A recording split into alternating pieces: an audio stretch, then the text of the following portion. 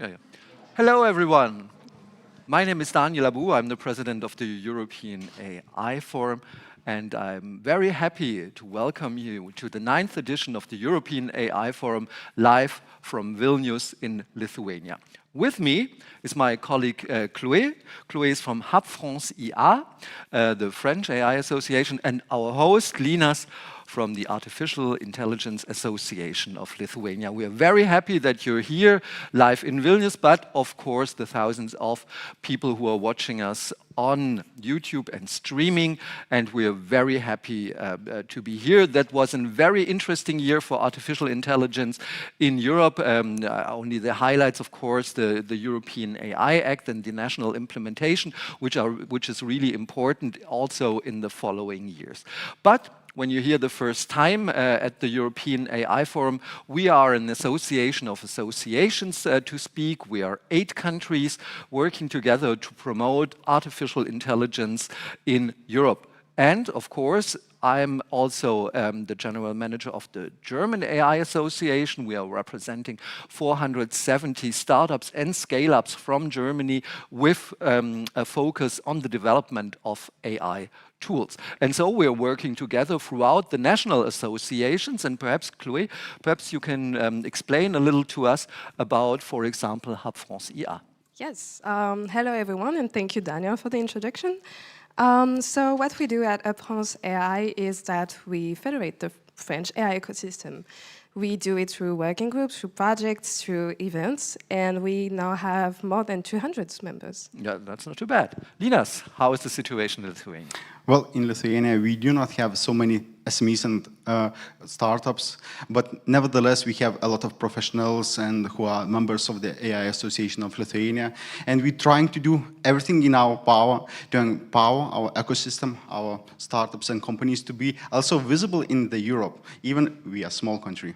Yeah, speaking that you're a smaller country in this sense, but how can I say, the implementation of AI in the federal government or in SMEs or in the industry in Lithuania? Well, one of the benefits in Lithuania and smaller countries is that we are flexible and we could communicate with all of the stakeholders quite quickly. We could have various initiatives. We currently do have the Artificial Intelligence Forum, which is moderating the government implementation strategy, and it will provide some guidelines for the Ministry of the Economy and Innovation, and we will see how it will run. But we do hope so that it will go smoothly and we will be prepared in really good manner. Are there also, how can I say, universities in the AI Association of Lithuania? Is it more industry driven? How would you explain that, someone who hasn't got contact with you yet? So since we are host, we are really excited that we bring this European AI Forum here in Lithuania for the first time. And we, as ecosystem, combine all of the stakeholders, the academia, we have all of the major faculties, we covering all of the major startups and the companies who's doing AI, and they are member of the AI Association, and we have the majority of the professionals who are also joined the association. So in this manner, we really cover a lot of, and we are umbrella of the AI in Lithuania. How is it in Hub France IA, Chloé? Is it industry, academia, and startups, or how is the organization Hub France IA structured? Well, we are quite lucky, I would say, because in the past 2 years we have grown tremendously. Like, it's exponential. So we now have startups, academia, we have very big companies, the 3 biggest banks, for example. So it's really mixed, and we managed to make everyone work together toward achieving goals. So, for example, explaining the impact of generative AI, we have been working on sustainable development, and I will tell you more about this later today. So yes, it's very mixed, and this is representative of how it's going in France right now. Just speaking of highlights, because afterwards Chloé will talk about sustainability. Linas, what are your highlights from this session today? Well, we are excited because in our tracks we'll cover what AI Act implementation in the human rights context will be happening. We also have a panel discussion about how the AI could be used in the dual applications, which is not discussed very often. And it's really challenging since it's not covered and it is under exception in the AI Act. And we finally would like to touch the green AI and all of the aspects that, hey, we expanding the computations, but it's have its price. So it will be exciting program. Okay, so we are getting further to this. Linus, would you be so kind to introduce us to our first speaker? Yeah, so it's my pleasure to invite for a welcoming talk our Vice Minister, Erika Kurochkina from the Economy and Innovation Ministry, and she will introduce what the ministry is doing, what initiatives in all of the efforts for the Lithuania to be really strong player. Thank you. Welcome. Okay, so good morning, everyone. It's really a pleasure today to participate and to share some thoughts and directions which are working on at the moment, Ministry of Economy and Innovation. You know, we already before the event started was talking about that nowadays it's natural that everything is about AI. I remember at the beginning of this year, MIT released its one of the issues about the major tendencies this year, technological tendencies this year. And once again, like last year, one of the major directions, of course, was artificial intelligence. And they sent a very clear message that AI is everywhere, even in sugar. What does it mean? It means that artificial intelligence definitely is changing not only business processes, priorities in R&D, it also changes our daily routine in general. It changes the manner how public sector could work and might work. So what we are doing at the moment in the government, in our ministry, it already was mentioned that we organized an AI forum. What is it? It is a platform, a discussion platform, which is dedicated to the main stakeholders working in artificial intelligence area. It is governmental representatives, it is academia representatives, and of course it is business community. Because one of the priorities in our ministry is to ensure that the business environment for the promotion of innovation culture, for the creation of the new businesses is the most important for the modern economy and for the competitive economy.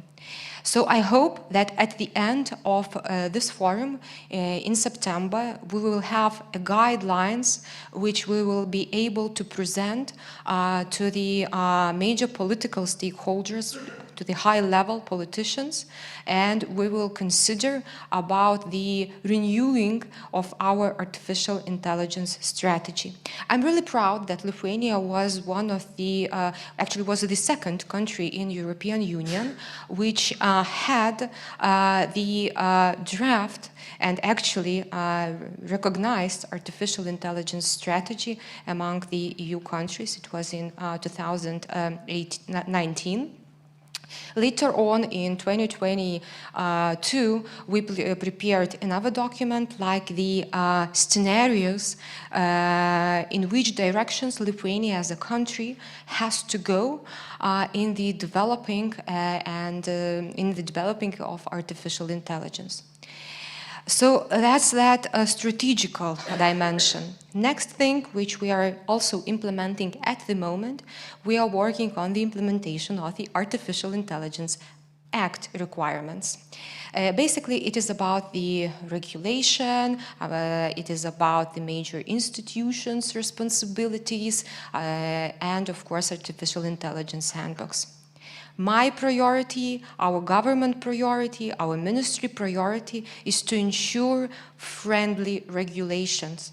It is important to regulate because we are working in the legal environment. It's natural, but it is not. But it is important not to over-regulate, because we have to ensure that innovations could flourish in the modern economy and modern environment. Also, our innovation agency is responsible for the establishment of artificial intelligence sandbox. As far as I know, at the moment, on the European level, among all EU members, we are actually the first country which started to do it last year already. We already have the concept of AI sandbox.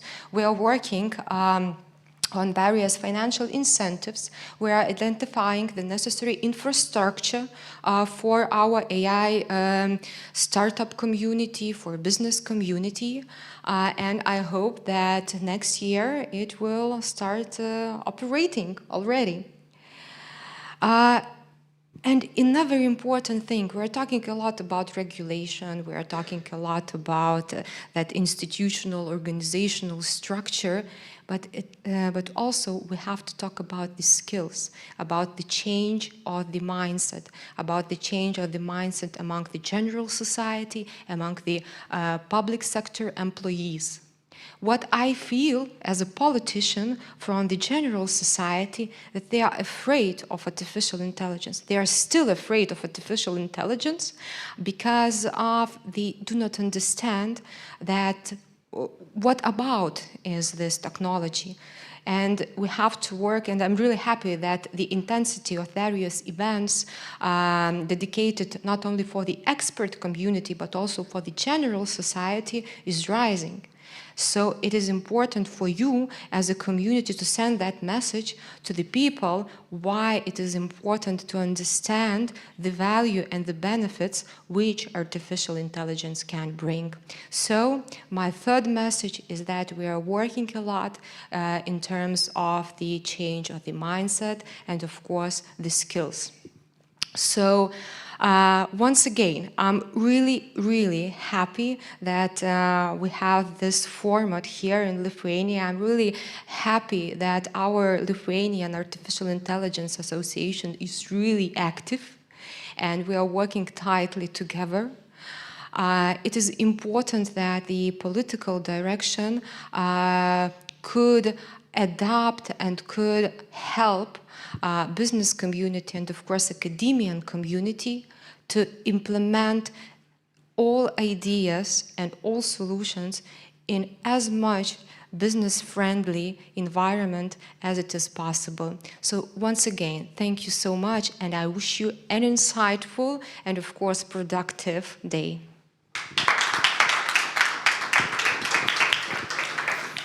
So we are really excited that we have multiple really nice keynote speakers, and I would like to welcome our next and the first keynote for the opening speech and opening keynote, our Tomas Lamanauskas, who's Deputy Secretary General on the International Telecommunications Unit. Thank you very much. Thank you very much. And also Deputy Minister Riga Kurochkina, dear friends, dear colleagues.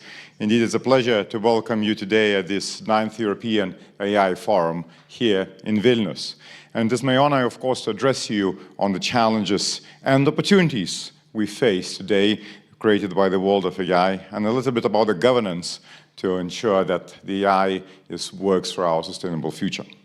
So indeed, a year and a half since ChatGPT captured our attention and headlines worldwide, AI has become really the very familiar part of the lives of millions of people. AI-driven misinformation and potential job losses are being weighted against unprecedented process efficiencies, analytical cloud, and simple convenience of everyday tasks. However, crucial AI governance discussions are moving from high-level principles now to the practical realities of deciding how we should or shouldn't be able to use AI.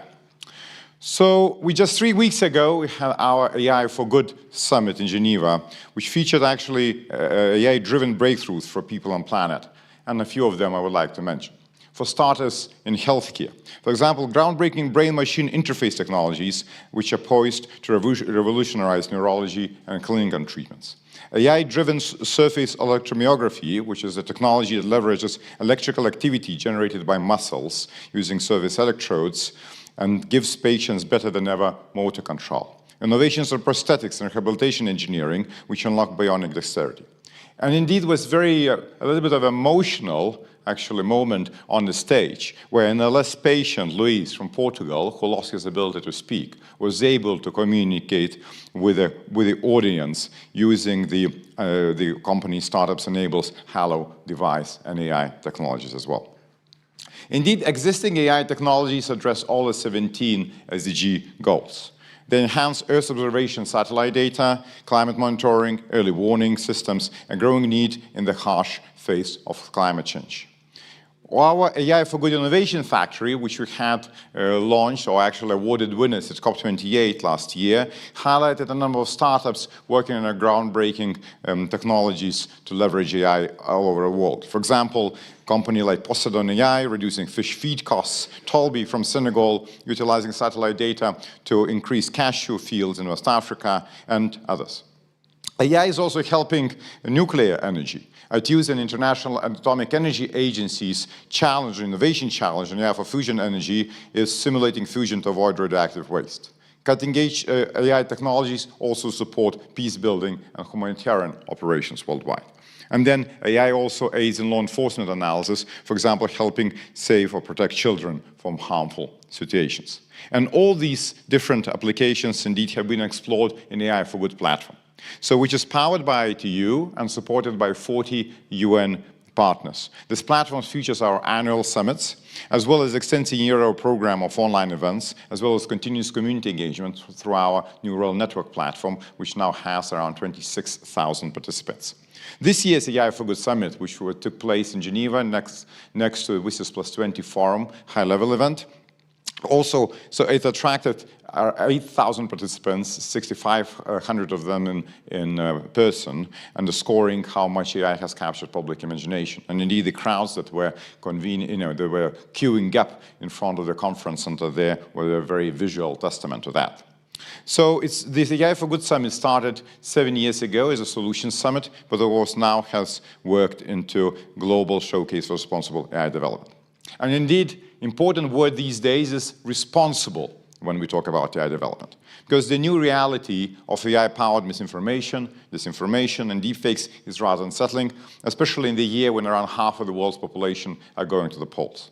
Gender, racial, and other biases are also deeply perpetuated by insensitively trained AI models. And a recent study, global study, showed that around 45% of AI models demonstrate gender bias, which direct impacts on the different aspects from healthcare to employment opportunities. We also cannot disregard AI use in the warfare.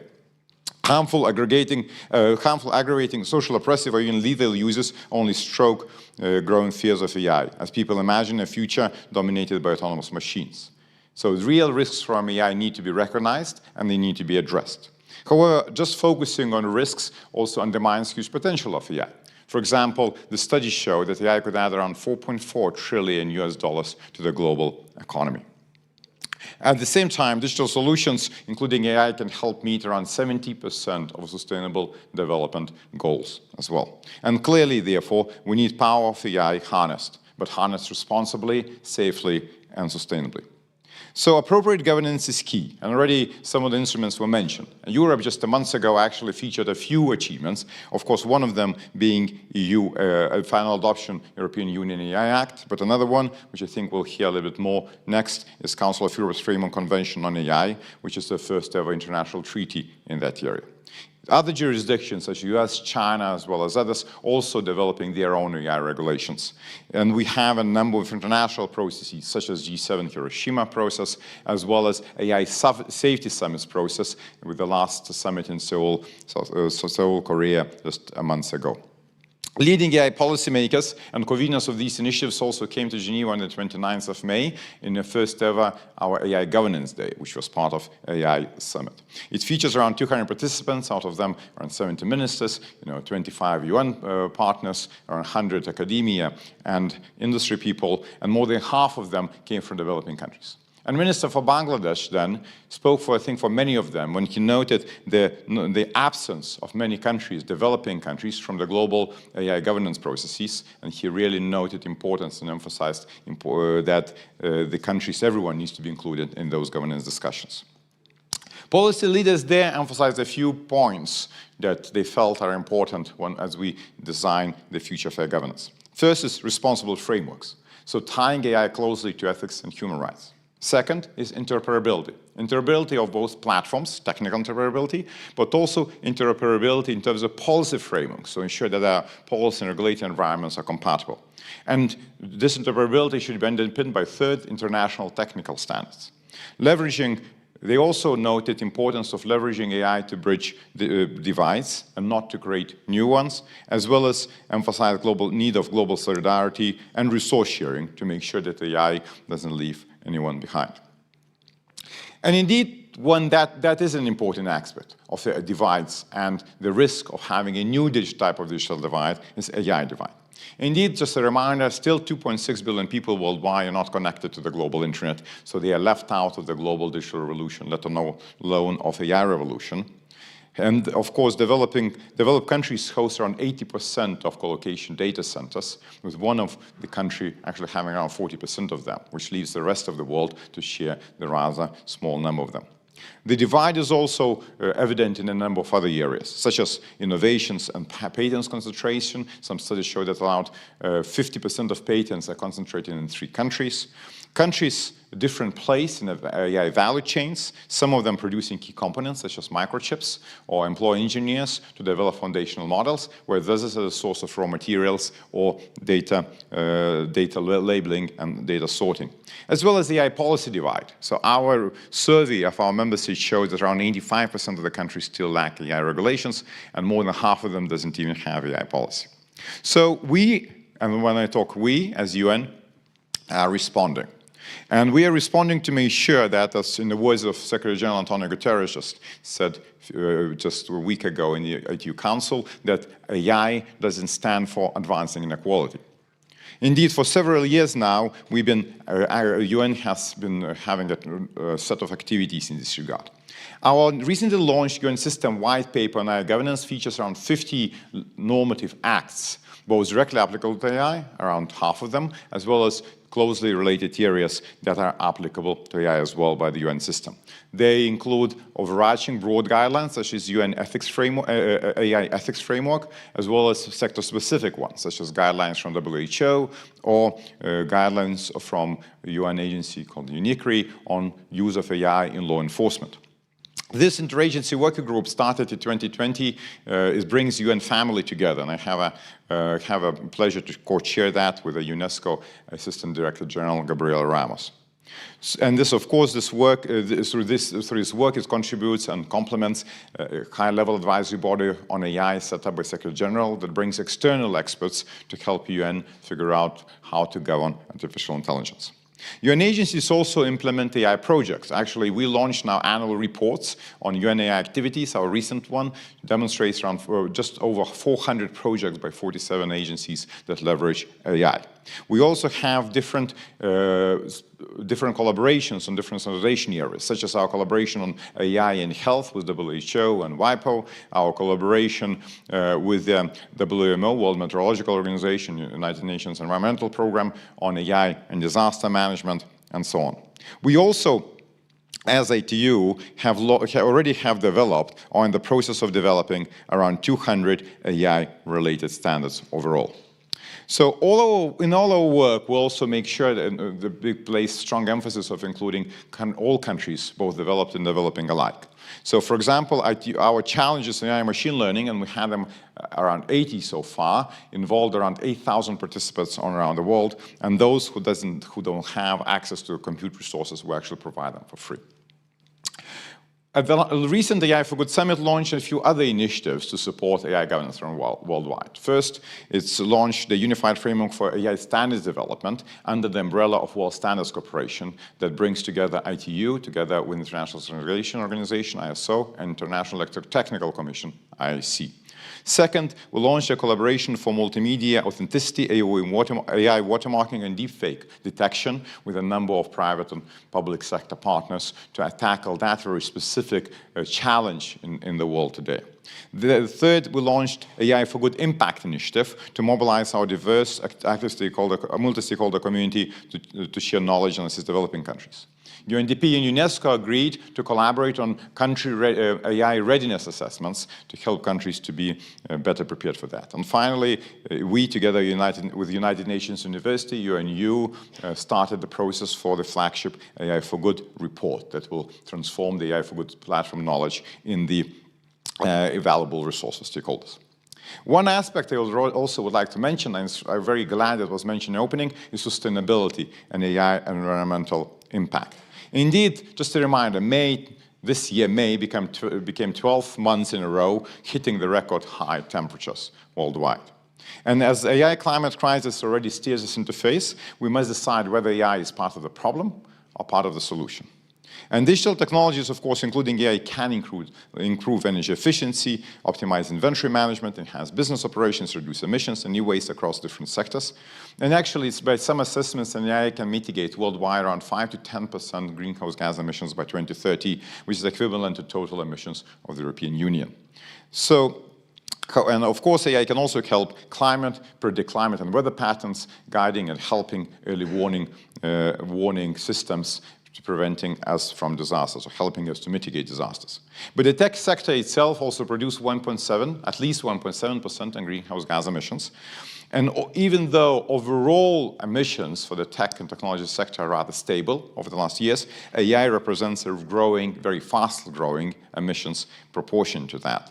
Actually, emissions from data centers, cloud data centers, between 2020 and 2022 increased by 45%, and energy consumption 57%.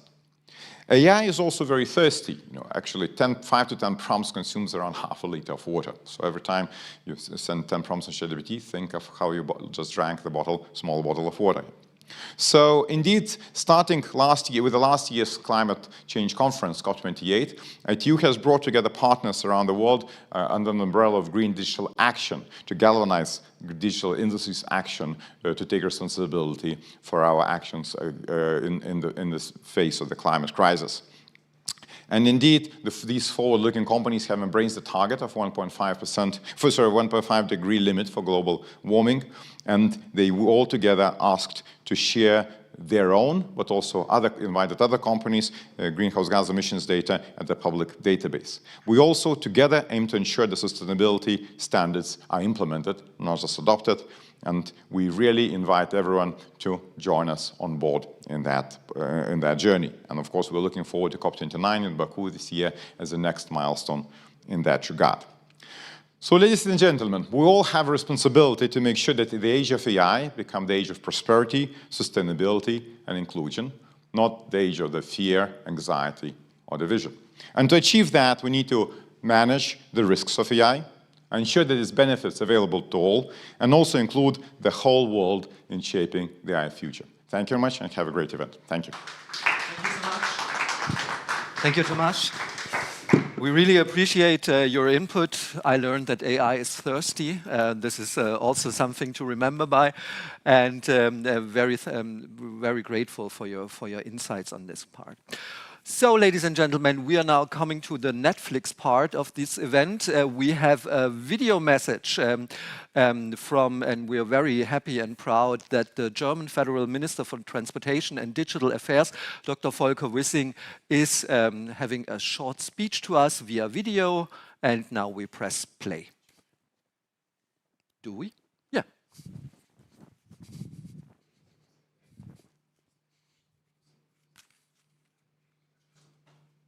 Esteemed European AI Forum participants, distinguished guests from the business and scientific communities, from politics and society, ladies and gentlemen. Our aim is artificial intelligence made in Europe.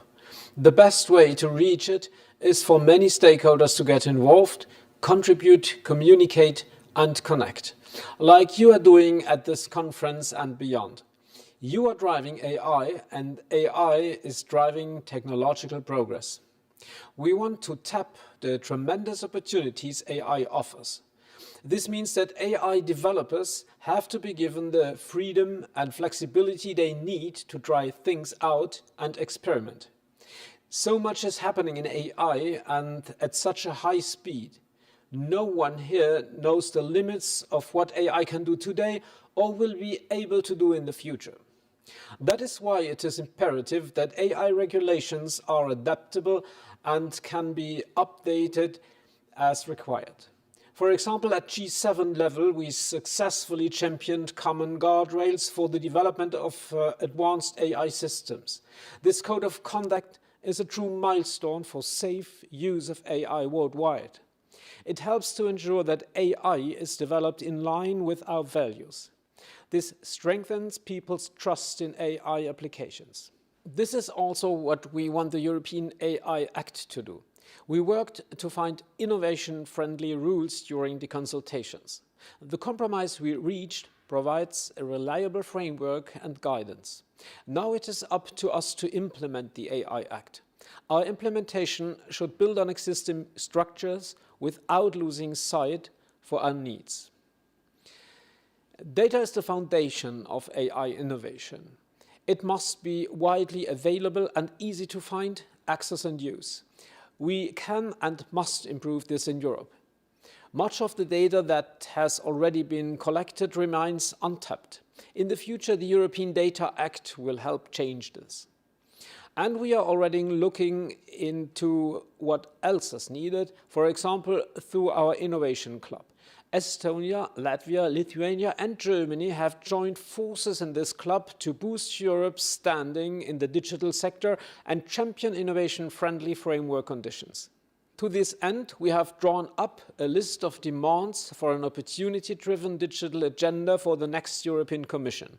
Our aims include cutting red tape, removing unnecessary reporting duties, and breaking down market barriers.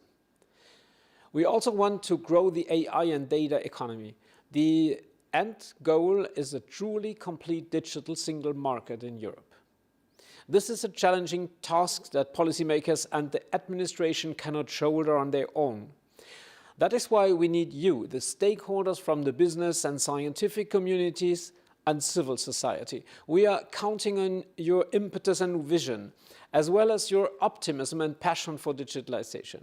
We need more of this very mindset across the board to drive digital change. Now I would like to wish you every success for your event, interesting conversations, and lots of new insights and inspiration. I thank you very much and wish you all the best. So it was really nice to have a welcoming message from the minister. And now, since we having the presidency of Lithuania in the Council of Europe in this half a year, we are really glad to invite the chair of the AI committee in the Council of Europe, the Thomas Schneider.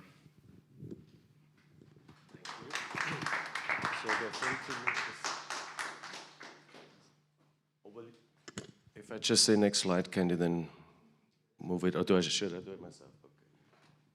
So I guess it's this one. Ah, no, there's another one. Okay. So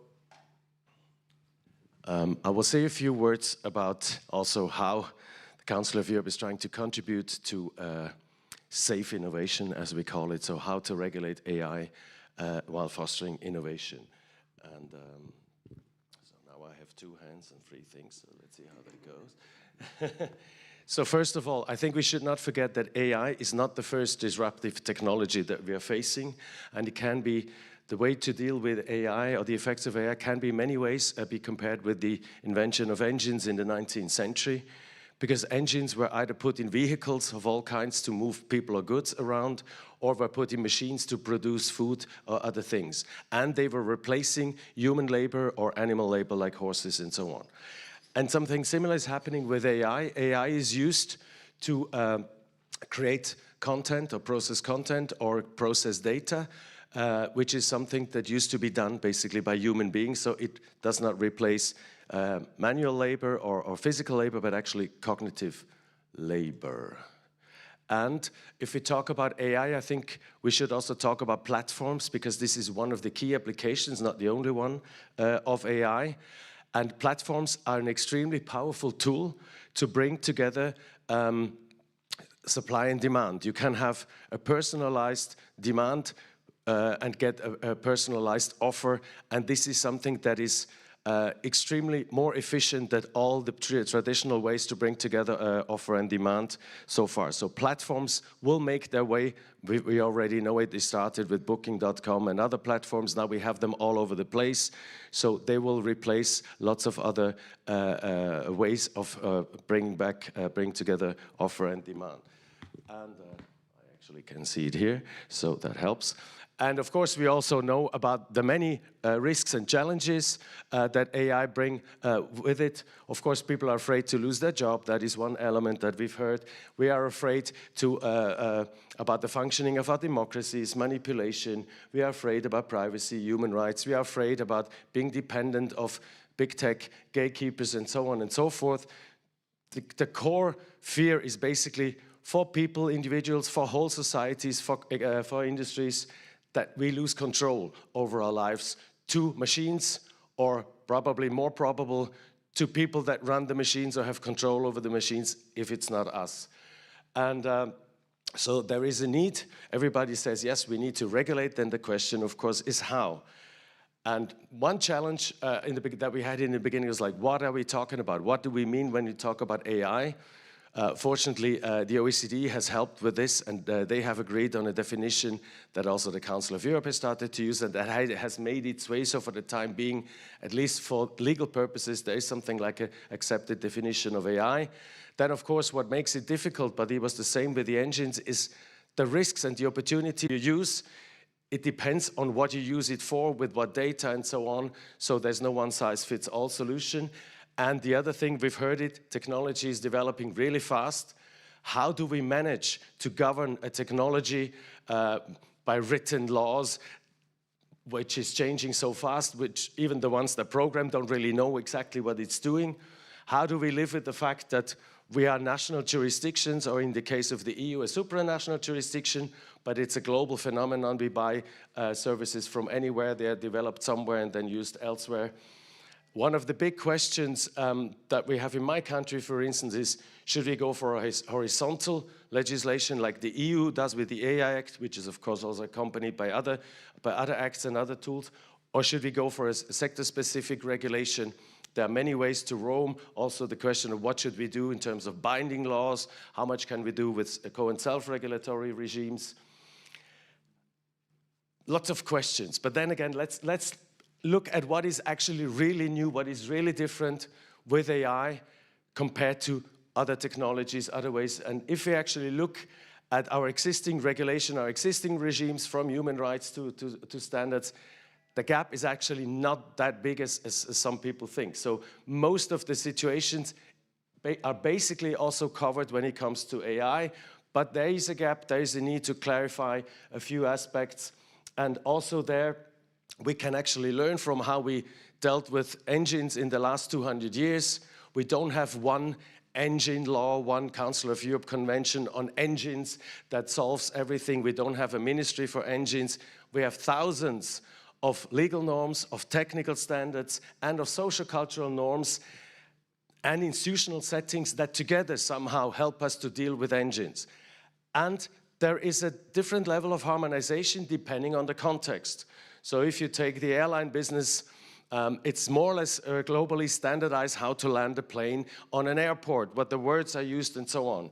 If you look at the car system, the Germans still have some motorways where they have no speed limits.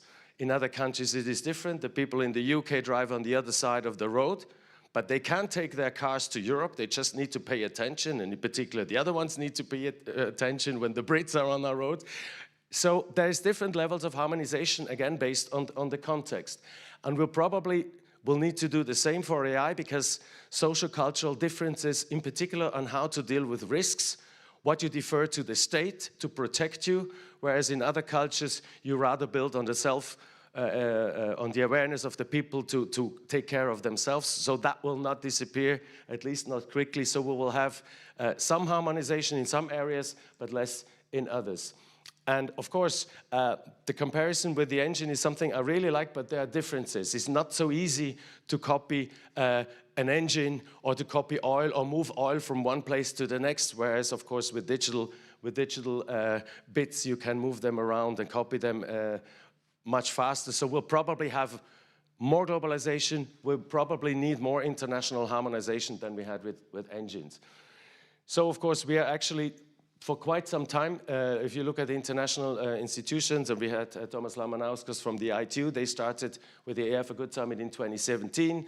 That was about the time where actually all of the international institutions started to work on AI.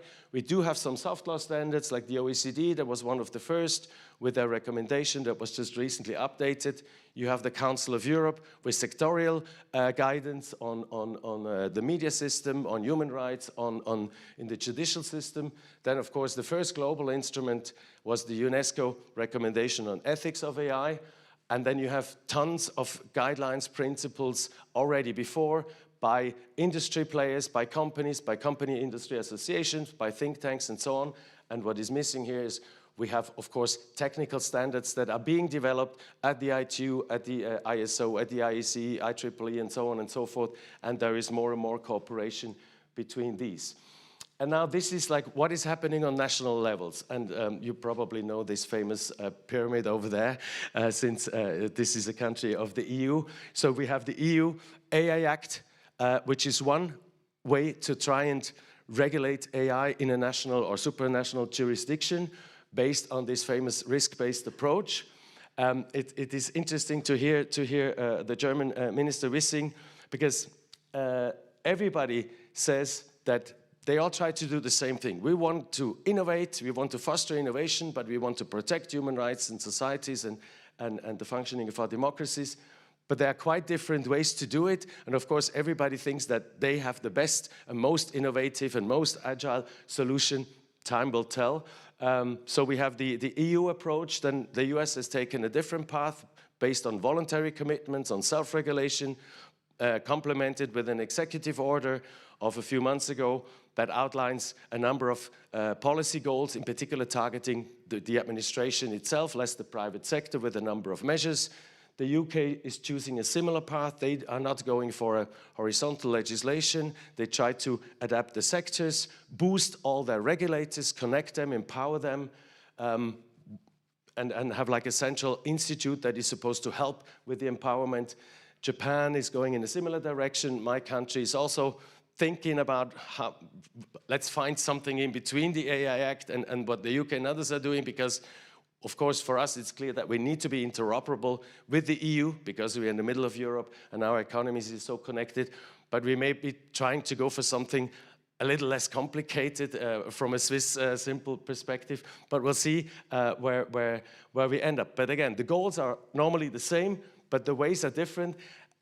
And we'll not have these things fully harmonized because these things also depend on the history of the institutions. There's reasons why the EU did it the way they did, because they have 27 member states. They want to have a harmonized single market. So there are reasons why the US chose their way, because they knew they would never get something like the AI Act through their own parliament, and so on and so forth. So the question is, how do we achieve the interoperability that we need in order to actually be able to function across borders and exchange services?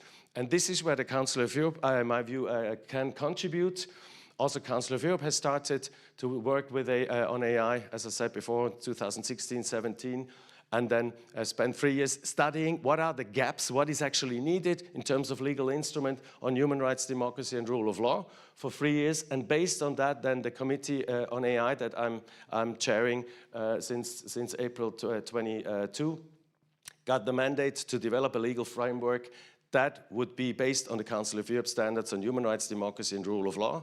So it's not a market regulatory instrument, it's a human rights, democracy, and rule of law instrument, but it should be conducive to innovation. So again, we see the same goals all over the place. Plus, and this is important, because these are all papers we need something to actually operationalize these concepts. So what we will develop until the end of the year is a so-called HUDERIA, a human rights, democracy and rule of law impact assessment, which is something similar to what you've seen with the risk pyramid of the EU, but it's focusing purely on human rights, democracy and rule of law and not on things like product safety and others, and so it should be complementary to what the EU and other standardization bodies are developing. And it was a very intense process that led us to the end of the negotiations this March.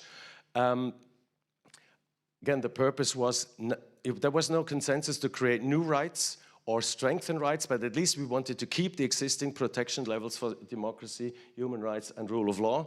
And it was clear to many that it would maybe not be enough to just have a European instrument, because we have the Court of Human Rights, we have the EU AI Act that will have an effect also on countries like mine and others. But we felt it's important, the Council of Europe is the only institution that may bring countries, like-minded countries that share the same values together in a more or less global instrument. And we already had 11 countries. We have all the G7 here, if you look at it, that were negotiating, and they all signed up to this, and it was an inclusive process with civil society and others on board. And so the general logic of the Council of Europe Convention is it should limit itself to fundamental principles that are complementary to existing human rights instruments, but also to existing other instruments, and should just fill the legal gaps that the new technology like AI poses. It should be future-proof, so it should not go too much into detail, because the Convention on Data Protection lasted for 40 years until it was revised, so that is the challenge. So it should actually at least last for like 20 years.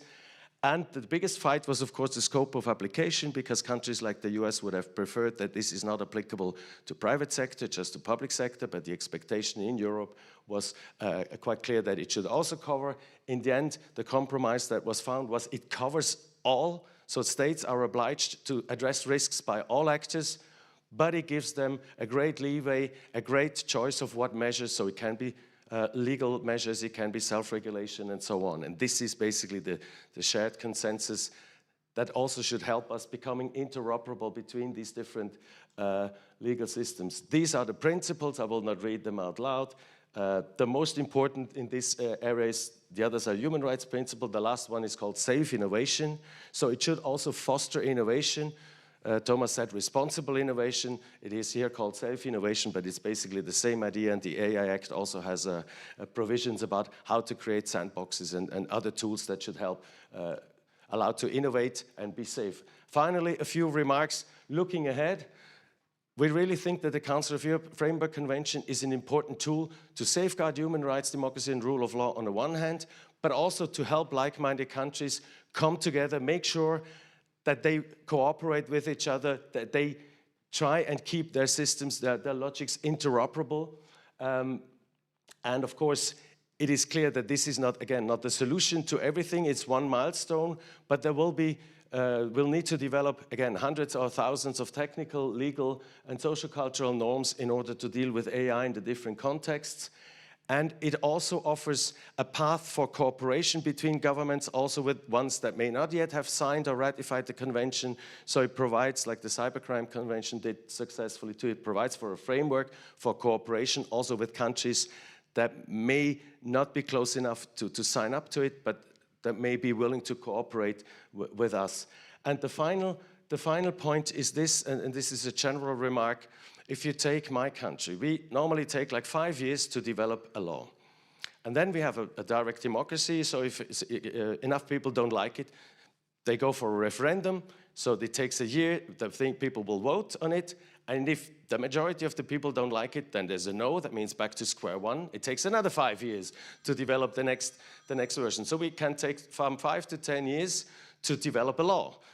The technology will probably slightly evolve and the challenges will slightly evolve. So I think that we really need to also adapt our governance models and mechanisms to new technologies. We cannot work with the structures that were actually created or influenced by the first industrial revolution, in the middle of the 19th century, where trains were starting to run across the continent. There was no France, there was no Germany, there was no Italy. These national states, the parliament didn't exist.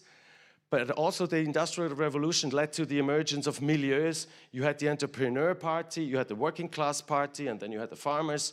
And we are still basically using the 19th century governance tools to try and deal with the challenges and the technology of the 21st century. And we are realizing that this works less and less well, that we are just not able to represent the people with these milieus, that the parties are breaking apart, but also not to find a solution as quick enough. So we may have to rethink.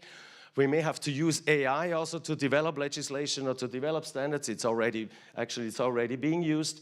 And we also may have to think how to rethink our parliaments, our ways to make law, and maybe also that they change dynamically, not just every 5 years, but they change almost daily like the technology develops. Thank you very much for your attention. Wait a second, I have a question.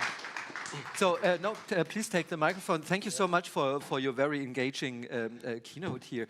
So, let's start at the end of your keynote, that parliament and governance has to change.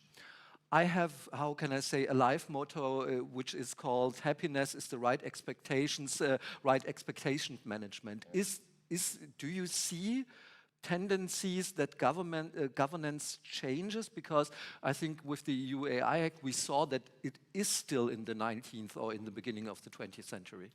Well, there's one thing, and Thomas Lamanauskas knows it very well. On global level, you have a big discussion about multilateral processes, where so-called multi-stakeholder processes, where you involve not just representatives from governments or parliaments, but actually the industry, the academia, the technical community, civil society.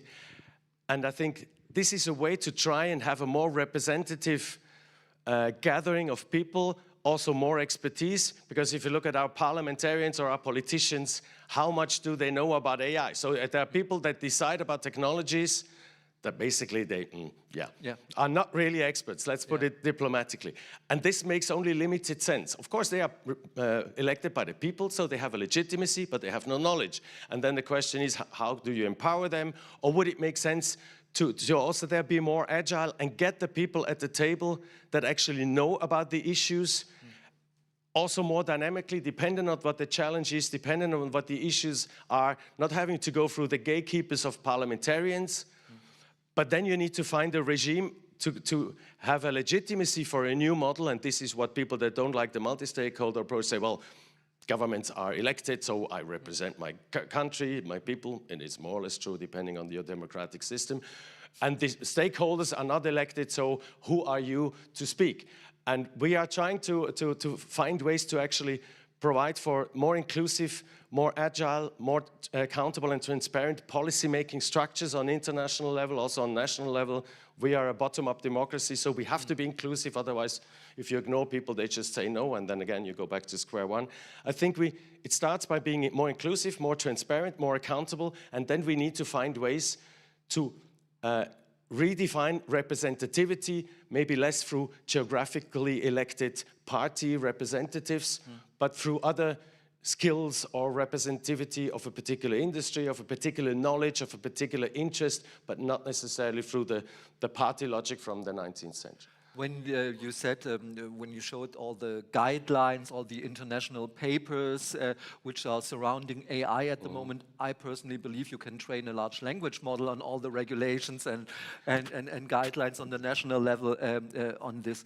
How can you harmonize this? Because I think sometimes every country has their interest of doing their own strategy, of doing their own recommendations, and even in the adaptation of the AI Act, I have the fear that we have one AI Act, but 27 different views on it.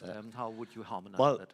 Again, I think it will never be possible to harmonize everything to 100%. It is probably also not really needed and does not make sense because people are different. People's lives are to some extent different. We are assimilating. Italy is not that much different anymore from Germany like it used to be 30 years ago when it came to rules. But there are technical standards that some of them will make it, others won't. And the ones that make it, they will harmonize from a technical point of view, maybe product safety, whatever you can solve with technical standards. There may be two competing standards we used to have. The older ones like the video standard in the US was different. So if you were in the US and bought a VHS cassette, thought like great, and then you put it in your thing at home, it's like, didn't really work. So we'll probably want to avoid this, but also on the legal basis, like this is the EU will have an effect on other countries like mine, the UK. They say, well, we are not really looking at what the EU does, but of course they are, which is the narrative. And the Council of Europe Convention will harmonize it from a human rights perspective. And the good thing is, like, the ones that are members of the Council of Europe, they're bound by the human rights treaties anyway. So they basically have to follow it anyways, but we have all the G7, we have Canada, we have a number of Latin American countries, so there will be some harmonizing effect through this on the legal basis, but then the socio-cultural differences will probably remain. So yeah, and this is a trial and error. Again, we are, after 200 years of engines, we managed to bring down the dead people in factories, dead people in car traffic, that airplanes are not falling from the sky daily, but we didn't manage to do something against the biggest challenge, which is the CO2 problem, the climate change problem, after 200 years. Well, we didn't really know about it for 200 years, but we know about it for, I don't know, 50 years, 60 and we haven't managed to solve that problem. And it will be probably the same wherever there's an interest, and the low-hanging fruits will be caught very easily, but the bigger problems, it depends on whether there's a common interest to actually work together and solve the problems. So let's hope that this will be the case. Thomas Schneider, everyone. Thank you. Thank you. So, ladies and gentlemen, up to the next point is, of course, at the moment we are discussing the implications of AI and the problematics that we're facing. And certainly the point of disinformation and automatic influence is a challenge for society, economy, and democracy. And we are very, very happy from the Professor Wittwal to have you here for your keynote. We really appreciate. Please, a little applause. Thank you very much. What I will tell you is showing some developments caused by AI, also now speeding up, like the technology developments. And for this, I will give you another view angle on things you already know. So, because I'm a professor, I will tell you a little bit about history.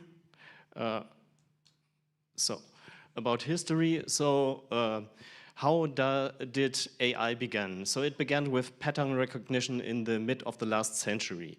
So I have had a device that I would like to have for pattern recognition, and I needed a trainer who trained the system. So by this, when there was an input, the trainer said, this is the right pattern, this is the wrong pattern, and after a long training, he has implemented this in a system that was able to recognize a dedicated pattern. We have now 3 technology trends that lead into, let's say, AI as you know it nowadays. So one that started a few decades ago was the improved hardware.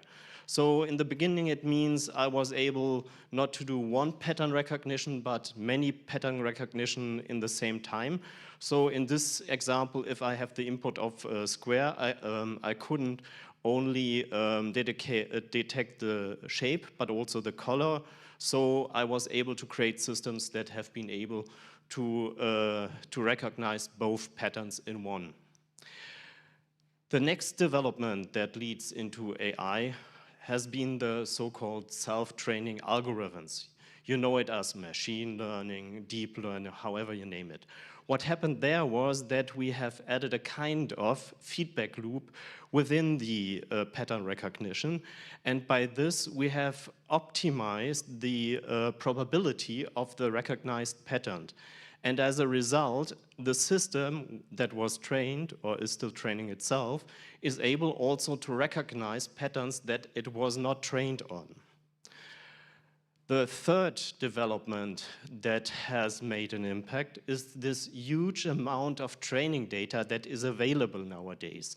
And the impact of this is that we are able to make the probabilities of the pattern recognition more precise.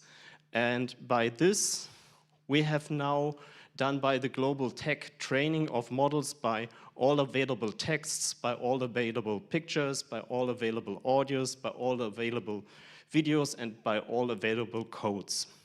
So this is roughly the development into AI, and the question is, what kind of principal applications are created with this?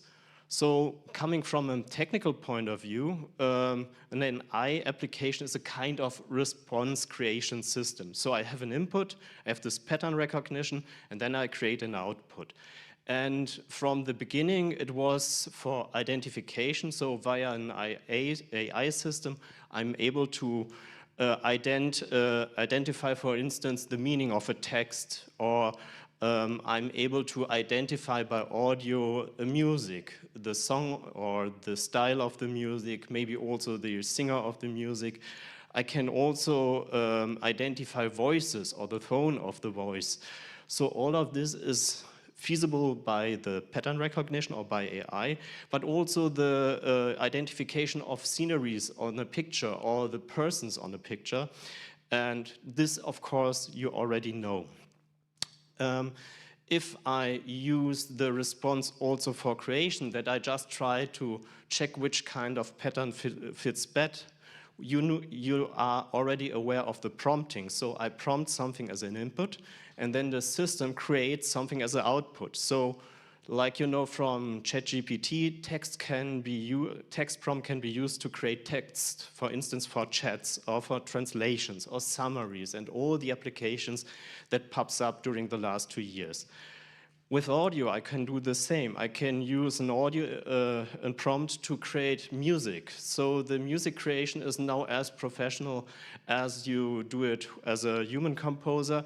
You can create now voice clones where you can give your voice to any language, to any kind of singing. So this is feasible nowadays with prompting. And also the prompting of images, of videos is nowadays feasible.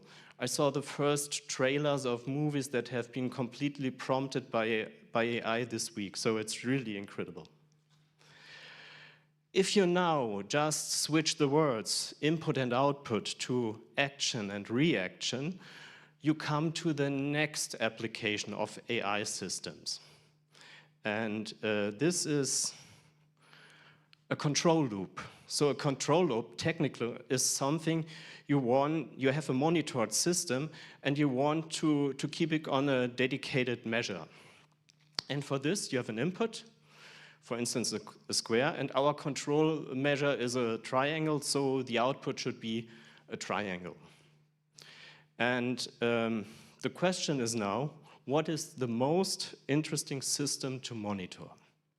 Well, you are the most wanted training data set in the world, so you are the monitored system. And if we put, let's say, control loop below with the measure to keep you happy, if there's an input, for instance, a yellow square, then you become happy.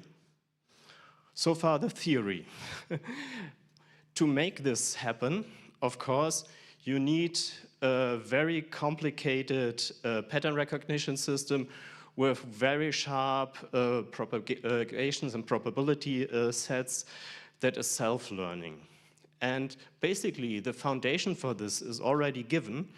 You can see this in the slide from Christy Wolfe from Crack Labs. This is already 7 years old, and in this overview, you see what are the data inputs that you give to the system for free.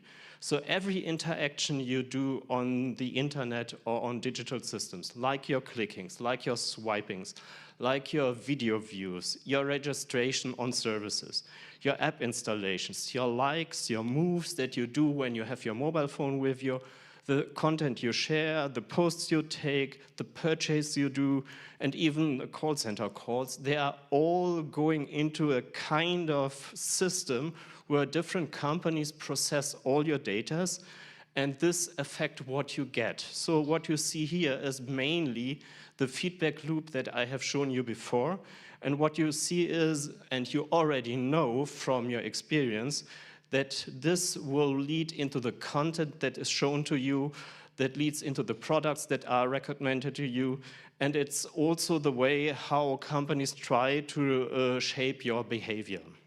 And we know also that's not only for marketing purpose, but also to influence elections, like the Cambridge Analytica scandal has shown a few years ago.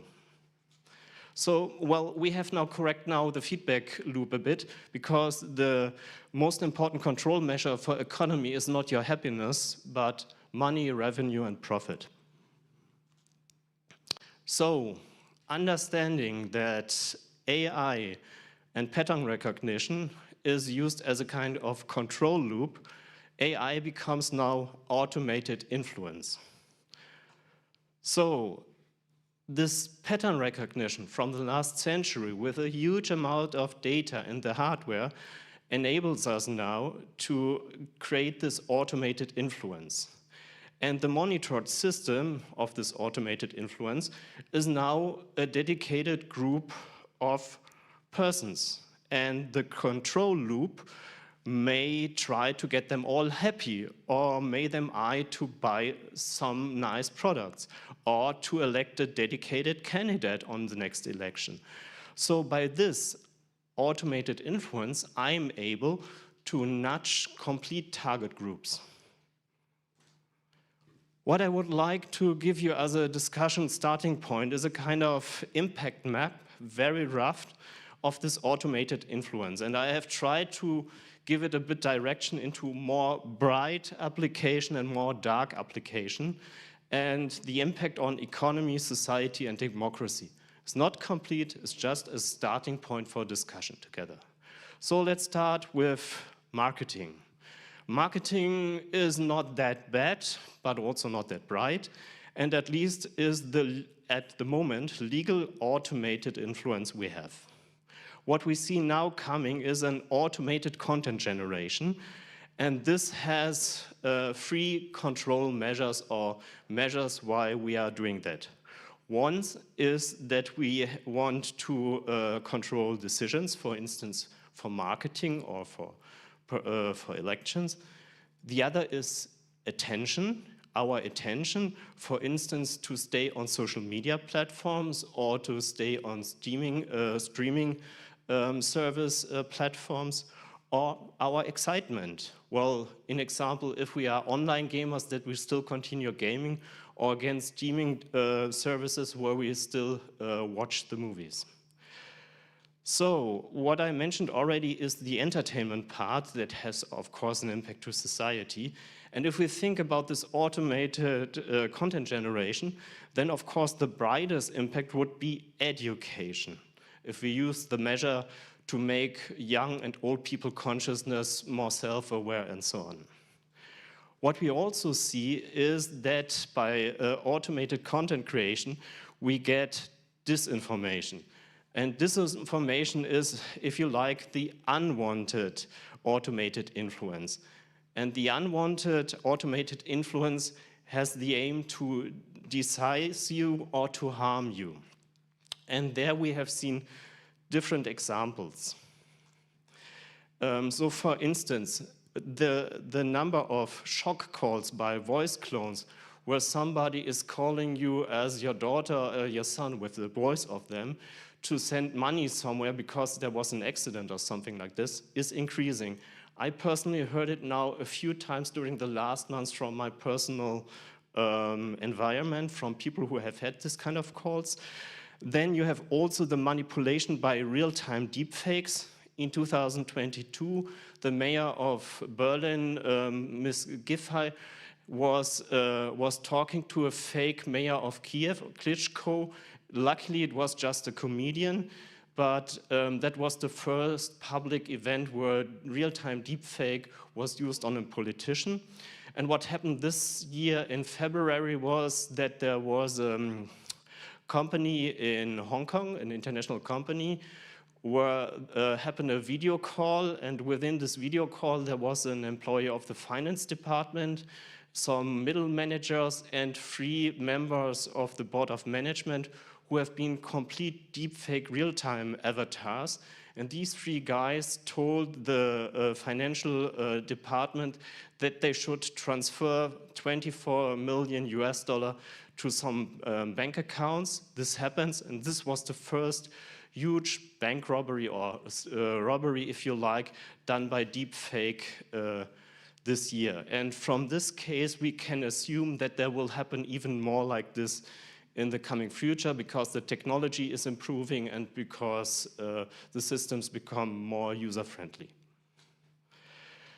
So my big hope is that we can create, by the regulation and the things we have heard also before on our European Commission, that we create together something that is doing a bright future for democracy, because AI could have there an impact too, from my point of view. But I have no examples at the moment. We have to create them together. Maybe we start nowadays. What I can see is that we get into something that is something like Orwell's 1984.0. What does it mean? So we know that we can create deepfakes quite easily, but we can create any kind of deepfake news without any problem anymore. We can prompt already campaigns with the content of the meme, like the photos, like the text released to this, and so on. And we even can create now fake sources, like the pink slime movement in US, where we make it also impossible for fact checkers in future to check, is this news real or is it a fake? Because I could create by AI immediately a website as a local newspaper where I just mix real news with fake news. And thinking about this, that you can do this by AI and you can do it in real time, this is the extension of the information, or of the Ministry of Information from George Orwell, where you can instantly change the history of the whole world, at least in the digital sphere. So, well, for the future, there are 3 attractors that I would like to show you. Well, if we look at the next 12 to 24 months from now, we see already some developments. You know them, I have explained some of them, like real-time translation, the real-time deepfakes, the voice clones, but also all this act like bots, act like a psychologist, act like a lawyer, act like, and so on and so on. What we see now, from the last example I described with the fake news, that we will get a loss of trust in digital news and digital sources. Why? Because most young people and people inform themselves via social media platforms. And fact-based content will become available only behind paywalls. That means that many news or fact-based information are not available for the masses anymore. And because we all knew that the AI-generated content on the internet will increase, it becomes harder to find really trustful information in future. So you see this already slowly coming as an attractor. The second attractor is the loss of trust in digital communication. I mentioned the example of this voice clone, of this shock calls. I mentioned the example with the real-time deepfakes.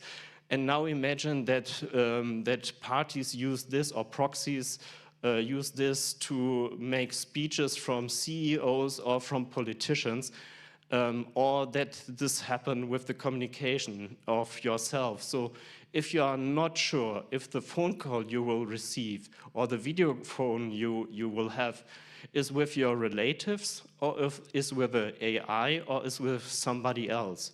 So that could make a real huge impact if this is rising faster than I try to hope, or I hope at the moment. The last thing I would like to mention is the loss of trust in privacy, because if all your data is a training data set for pattern, then you are completely naked to the public, or at least to the algorithms.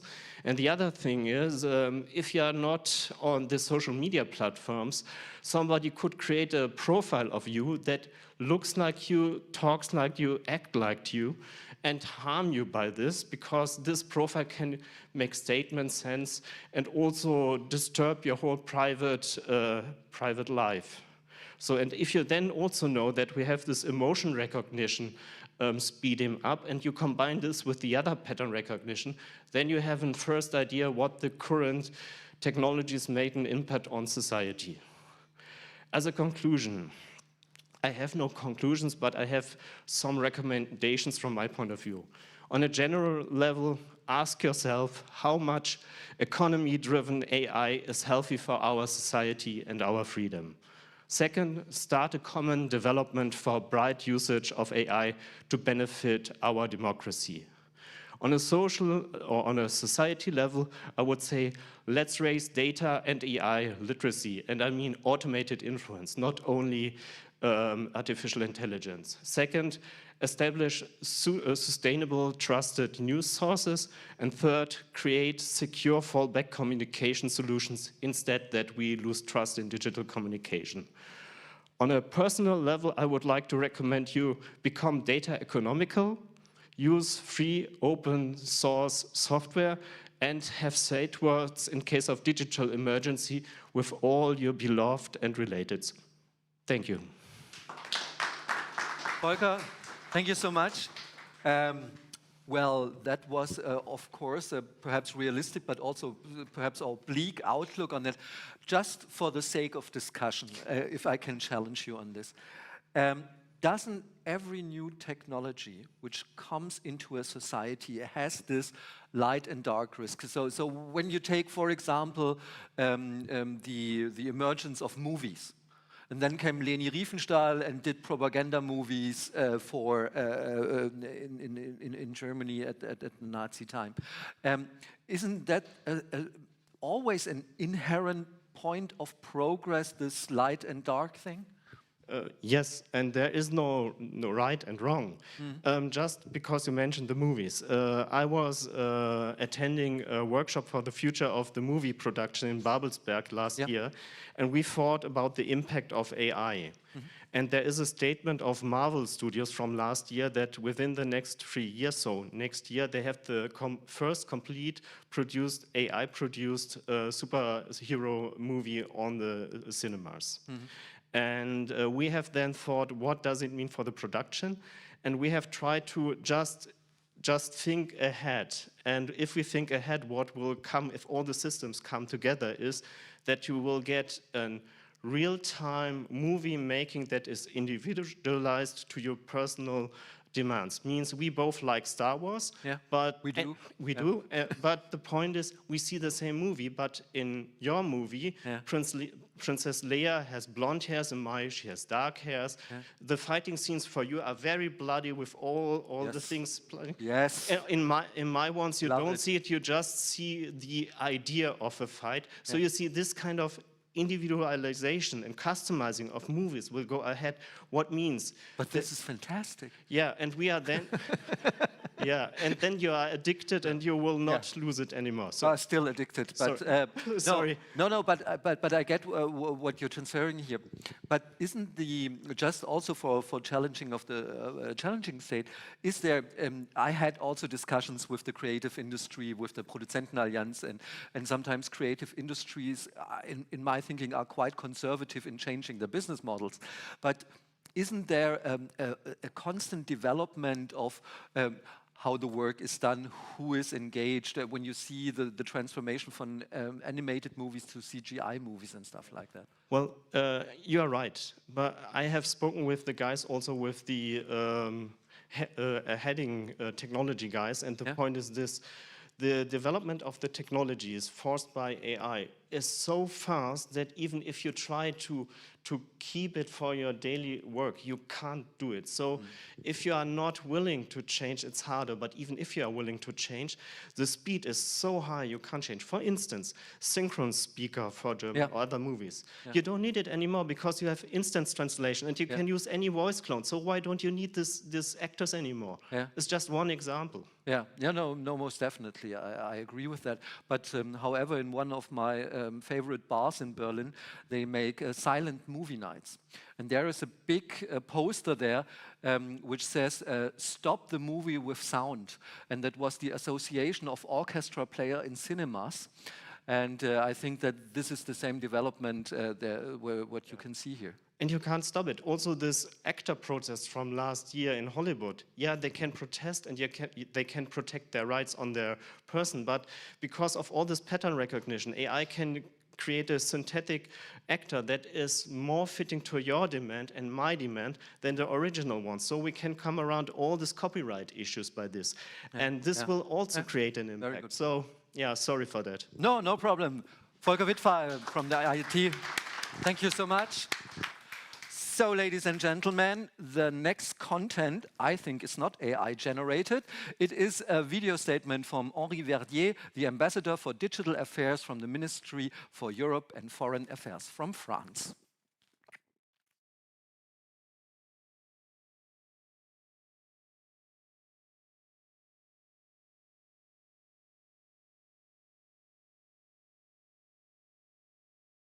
Ladies and gentlemen, I would like to thank the Artificial Intelligence Association of Lithuania for organizing this AI forum and this roundtable on the implementation of the AI Act with respect to human rights. I have not made it to Vilnius, but I am thrilled to contribute to this discussion through this recorded video. I hope that underlining the French attachment to the protection of human rights on the digital space through its commitment to the European AI regulation will contribute to the discussion positively. Today, AI systems are everywhere, and their influence will continue to grow. AI applications are in the fields of science, logistics, business, health. It impacts how we study, how we work, how we plan, how we think, and this is unlikely to shrink. So, we need to help everyone getting on board in what is considered as the fourth industrial revolution. Systemic threats and opportunities are intertwined, and we need to adopt a holistic response to face this. These AI challenges must be addressed in education, in innovation, security, general interest, and global governance. AI technology's strengths come from their abilities to induce rules from massive amounts of data that are not always well defined. As performant as it can be when it comes to tackle businesses' blind spots, it can be extremely harmful in the field of human rights. As these core values are at the ground on which our modern societies are built, they are represented in every social data we have, and AI creates new rules from them. Rules we don't want to be created. With AI systems, simple tools can create dramatic outcomes, such as wrongfully ripping someone from his or her subsidies. To take action and offer a unified stance against the misuse of AI that threaten human rights, a country alone does not have enough weight to incentivize big tech companies. By creating a unified position at the scale of a continent, the European Union managed to create the first coercive regulation for these digital platforms. The AI Act paves the way for other regional or national regulations that create a better handling of AI technologies. The position of the EU is original, as it has been decided to focus on risks and usages to face fast-changing technologies. As it defines different levels of risks, we'll have tools to review developers' code and assess their commitment to the protection of fundamental rights. Even though every definition used is not based on scientific consensus, the political debate initiated by the impact of AI on societies through the legislative discussions around the AI Act is a major breakthrough. The AI Act has been adopted in May 2024 and will be implemented in May 2026. We cannot wait for the EU AI Office to be fully operational to take action on the protection of human rights. Existing initiatives must be used to bolster innovation and prevent the rise of monopolies. The tools we need to have must not be one-sided as the EU will be, and we need to engage the international community beyond Europe's frontiers to act with us. The latest convention from the Council of Europe on AI that expands the conclusion of the AI Act to our longtime partners is an excellent example of such an initiative. The societal infusion of AI systems might increase the already existing digital gap. Therefore, fostering the AI industrial revolution must not only be about increasing national growth. Human rights also include delivering everyone with the same opportunities. AI systems can be, and European AI policy is an excellent place to both discuss and implement it, a wonderful tool to create an ecosystem in which people are born free and equals. This can be achieved through the integration of AI in education, in communities, and in what matters to us. I must once again say that I'm very grateful to have had the opportunity to tackle this on this stage. It is time we focus on AI not only through an existential threatening spectrum. I would deeply like to pursue this conversation with you, in person this time, and this is why I invite you to engage in the French AI Action Summit, which will take place in Paris in February 2025. Thank you very much. Yes, so we are very happy that we had the chance that the ambassador of digital affairs from France is talking to us. So once before I give it to you, Thomas, I just want to introduce Piotr. He's the general manager of Digital Poland, quite your neighbor in this sense, and perhaps we can explain a little bit about that. Yes, thank you. And we also have Chloe. And I think the question is, we have heard a lot about developments, technically, legally, what is going on. Again, we have lots of papers that are there. What does this mean for you in reality? What are you working on? What are the challenges? What are the steps that you do in order to cope with all of this and to boost your AI industry, your startups? What are you doing? What is the big thing now? Yeah. Would you here's the microphone. Thank you. So in France, we have been quite lucky since 2018 because our government really put an AI strategy. And so we had funds to develop research and deployment and development of AI. And we have entered our new step for this plan, and we are really focusing on Gen AI, obviously. I mean, that's a trend right now. And we have these Gen AI models that are being developed and deployed also in public services. So right now we try to make public services and public bodies aware of AI and make them adopt AI. And we also have been working a lot on sustainable AI and green AI in France. In Poland, I think it's the question depends on the, I would say, on the thing you want to focus. If you focus on the policy, currently we are doing a revision of AI policy because the AI policy, the first one was adopted in 2020, but there wasn't any strong KPIs. There was a vision to go in that direction.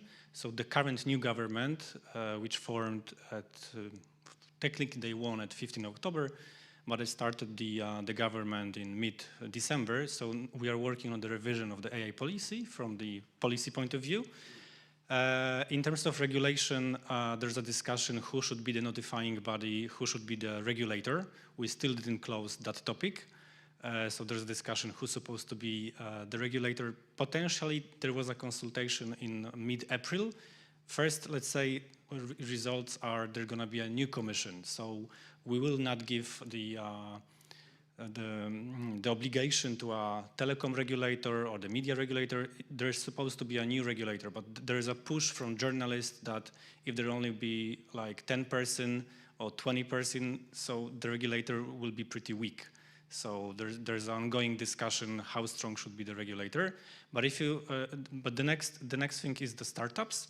So there are a lot of startups which focus on Gen AI, which was mentioned by Chloe. And we just released in Poland based on Mistral, actually tweaking Mistral, a Polish team, open source new LLM, which is called Bielik. It's like a kind of eagle, I would say, in Poland. And the focus is on building Polish language, large language models right now, because the big platforms are really missing Polish language. And there's a push from the government to do an open source of the language for everybody. So in Germany, I think the most issues you have, besides what Chloe and Piotr just spoke about, of course, the implementation of the AI Act. But the interesting part, I think, is there are two things. First of all, about the AI Act. I think the strongest argument for the AI Act is that one set of rules in all the 27 countries. I think this is the selling point of the AI Act. But when you look into reality and when you look about the national implementation of the AI Act, then you could have one set of rules in Europe, but 27 different opinions about how the AI Act is going to be enforced, how it's going to be regulated by national organizations. And if you have that, you have one regulation, but 27 different ways of living it, then the whole thing is completely absurd. Yeah? Then we could have done 2 years without the regulation. Second point about the economy is that in Germany, SMEs are very strong and have a very large potential on the economic side. But we still have a huge problem about the implementation of AI products into classical SMEs. And I think that this is one of the issues, and I would be really interested how it's discussed in Lithuania, but if I can make a little, perhaps a little comedic performance there, but you have on the one side the 65-year-old classical economy entrepreneur who lives like the last 40 years in his data silo, and his biggest fear is that his blueprints are ending up in Shenzhen or in Hong Kong. On the other side, you have the 25-year-old AI entrepreneur from Berlin, from Vilnius and stuff like that. He goes to the classical entrepreneurs and says, well, first of all, you should do data pooling with your competitors. At this moment, 80% are out. Yeah? Then you say, yeah, we have to do it in the cloud, and then we can do an AI project about it. And I think this is a generational gap in the realization how to handle data. And there is no recommendation, and there are no papers and stuff like that. We have to go out to the SMEs and convince them. And the last point I want to make in this issue is sometimes the tech bubble does innovation for innovation. And what I think we have to realize is that the AI products that we are developing shouldn't be the high-in-the-sky, completely spaced-out application, but it had to be application which helps the people in their offices, in their repetitive work and stuff like that. Thank you very much. To sum up, I think there are, again, different ways to Rome. As long as they all lead to Rome, I think we are fine. That means you need to talk to each other within the EU. We need to talk to each other across borders and so on in order to somehow, again, be interoperable. My small country has 26 cantons that are social security, the health system, all the high-risk factors, policing, law enforcement, this is all in the competence of the canton, so we'll have the same discussion just on a smaller scale. But I think what you said in the end is we all need to empower ourselves, the regulators, the politicians, but also the industry, the SMEs, the kids, the parents, the teachers, everybody needs to understand what is the potential in my particular case, what are the risks, how do I manage this, because if I stand still, the others will walk by and I will somehow fall off the table sooner or later because the table is also moving or the chair and it's not standing still. I think this is the common ground we all need to learn, no matter who we are, no matter where we are, and only together we can do this. So thank you for the update. No, of course. No, of course. No, what we have to realize is that we have to work in Europe together, and this is also the sense of the European AI Forum. And I think that after somehow in some cases, traumatic moments in negotiating with the AI Act, I think we have to go to the innovation part. We have to, of course, we have to talk about guidelines and the national implementation, but we have to talk about innovation and implementation. This is the ball game, and failure is not an option. And perhaps, Piotr, you can tell us a little bit about... I will build on the challenges that we also discuss in Poland. I mentioned the missing link in terms of large language models which are good in Polish. But the other missing link is GPUs. So there are some guys, the entrepreneurs, but also scientists who are saying we could build new models, but give us the computing power, right? So now in Poland we are doing a review which university has the computers. But of course, as you know, the computing power at universities are rather small when you compare it to the big tech, for example, right? So there is a discussion to, first of all, look at the new legislation that was just approved in terms of AI factories, to finance new computing power in Poland, but also pool this computing power within the Europe. So that's, I think, problem number 2. Number 3, I think Chloe will mention that later on in the agenda, is the sustainability.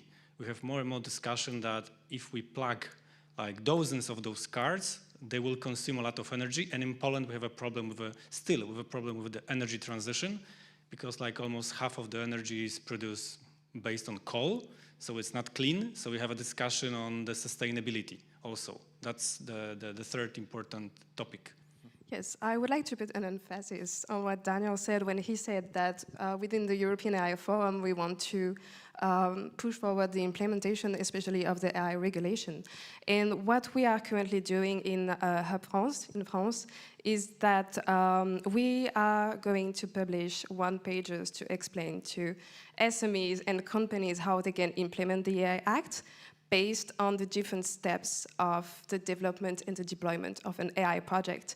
And this is going to be done in French, but then we are going to do it with the European AI Forum, and we want to translate it and make it accessible to all the startups that are in the European AI Forum.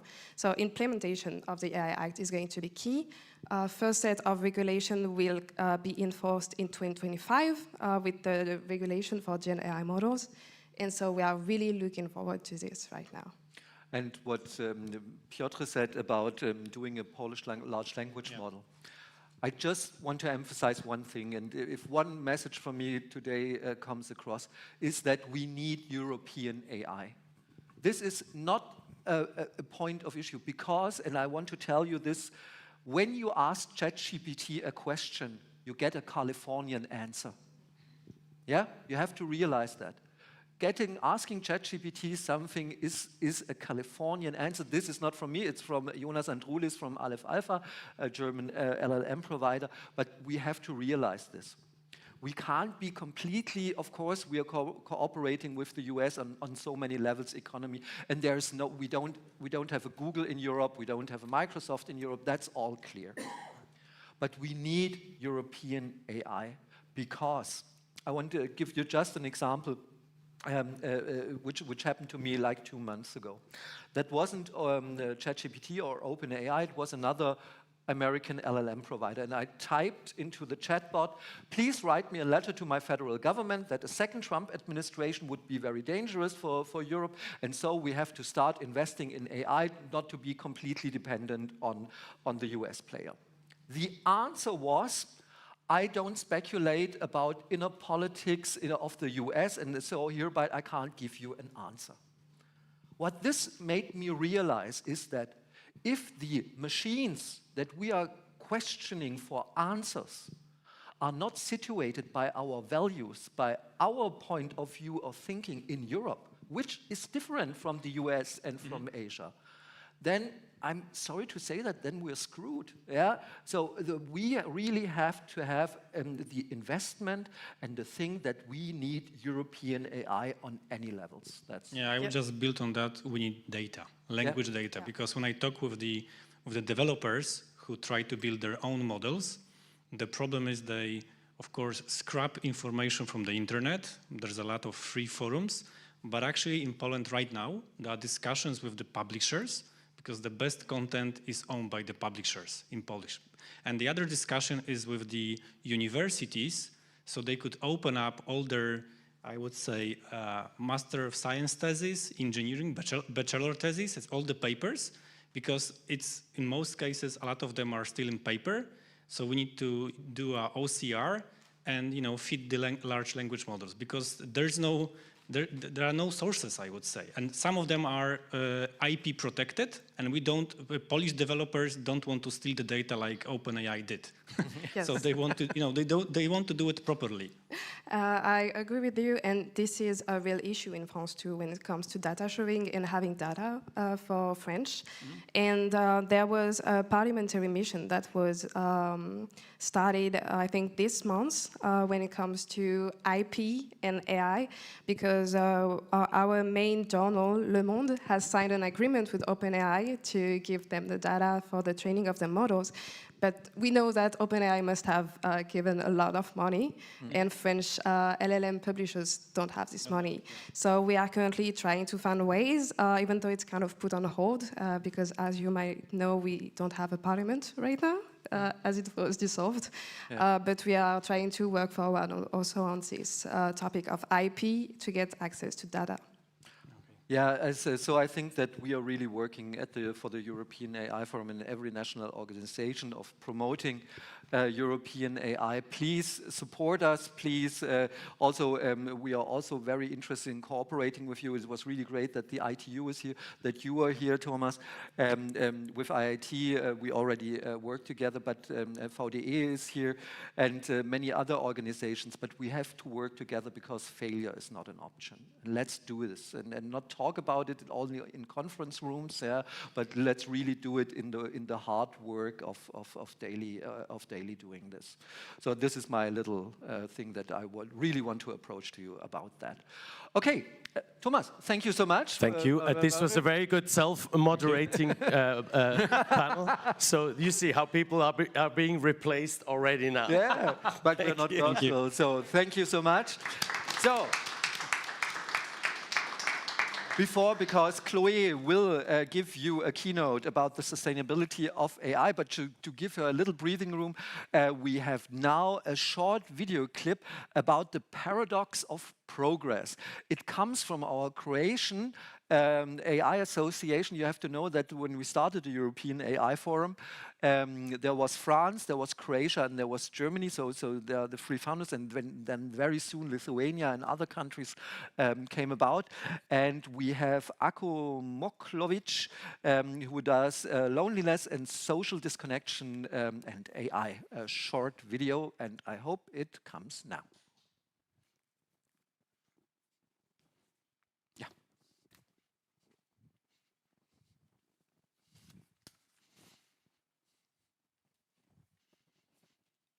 Hello, everybody at the European AI Forum. Today, I'll be speaking about the paradox of progress, AI loneliness, and social disconnection in this very short presentation. Basically, I want to pose some questions about artificial intelligence and society, but also what to research in the near future. And we can start with few assumptions. One of them being, for example, that as AI takes over more tasks, the risk of technological loneliness increases. And we can talk maybe about the current capabilities. So AI models like GPT are definitely becoming more effective at mimicking human interactions. What's the current problem that I would like to address here? Well, it is the loneliness, and maybe to start with some statistical data. So according to one survey, 61% of Americans reported feeling lonely, and another found that over 40 million Americans report feeling significantly lonely, with, of course, young adults likely to feel more lonely. So definitely I would say that it is a huge problem. And we can ask many connected questions. Can AI truly comprehend and emulate human emotions? And even more importantly, do we actually care? Take this under consideration. This big survey, 1.5 million people, shows a third cannot tell today AI from humans.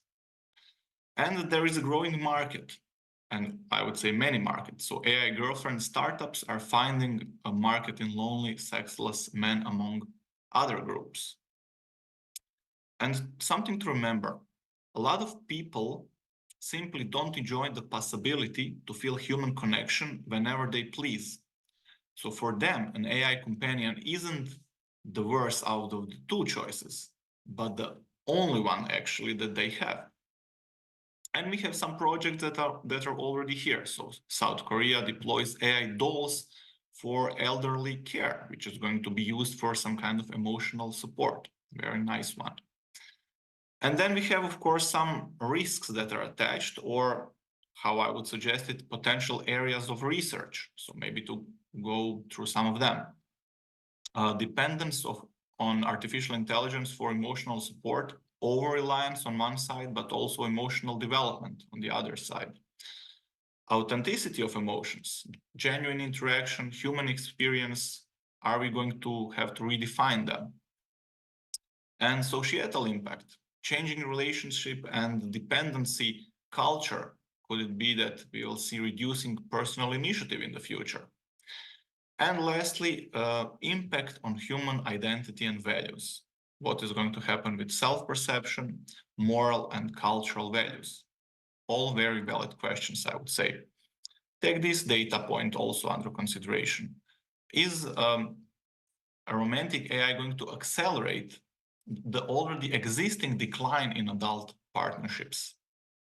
But also to be aware that new generations, they're predominantly using AI bots. So basically people under 24 years of age.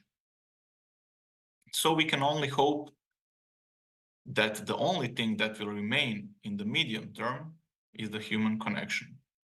So I would suggest that all of us continue to research all of those very important topics.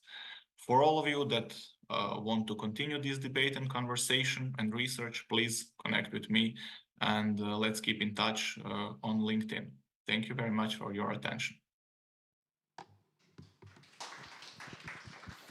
So since we started to talk about various applications and the dangers, and especially touch for the human rights and various risks, also we need to come back, and we already heard that AI is thirsty, and it's a lot of resources used for the trained models to doing the research, and for that there's a huge impact. And for now, I would like to welcome for the environmental impact to present the Chloe from Hub France AI, and the floor is yours. Thank you.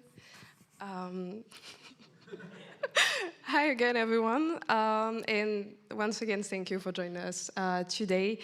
You know, in the midst of generative AI and the AI Act regulation, as I told you already 2 times, we have been working on green AI and sustainable AI in France. And it was said earlier, but we're now at the dawn of summer 2024, and we have a global climate crisis going on, and this is it's going to affect our daily activities.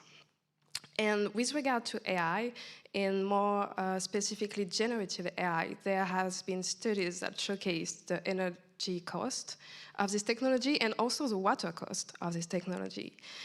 And with this in mind, what we did is that we asked ourselves, what can we do to reduce this cost, but also how can AI help us do it? And this is why today I'm going to present you 3 points.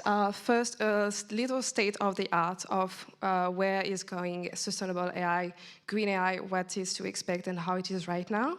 We're going to talk a bit about environmental and energy footprints of AI. And finally, I would like to present you a general framework for frugal AI that is going to be published tomorrow, actually. Okay, so for those who are not really up to this topic, what do we talk about when we talk about sustainable AI and AI for green? This is a question that we ask ourselves, and we try to find a definition of what frugal AI and sustainable AI is. And currently, there's no consensus whether it is from the business side or the academic side of what is frugal AI and sustainable AI. And this poses a problem because each stakeholder has its own definition, and then by design, we don't know if an AI is frugal or not because it's up to the providers and how they define it. And so, in terms of research, in terms of research, there's currently no really strong state of the art. The research is poorly developed, and it's especially developed from the business side. So it's more of a business marketing papers than real papers. But this is starting to change because we have found some really interesting studies that have emerged.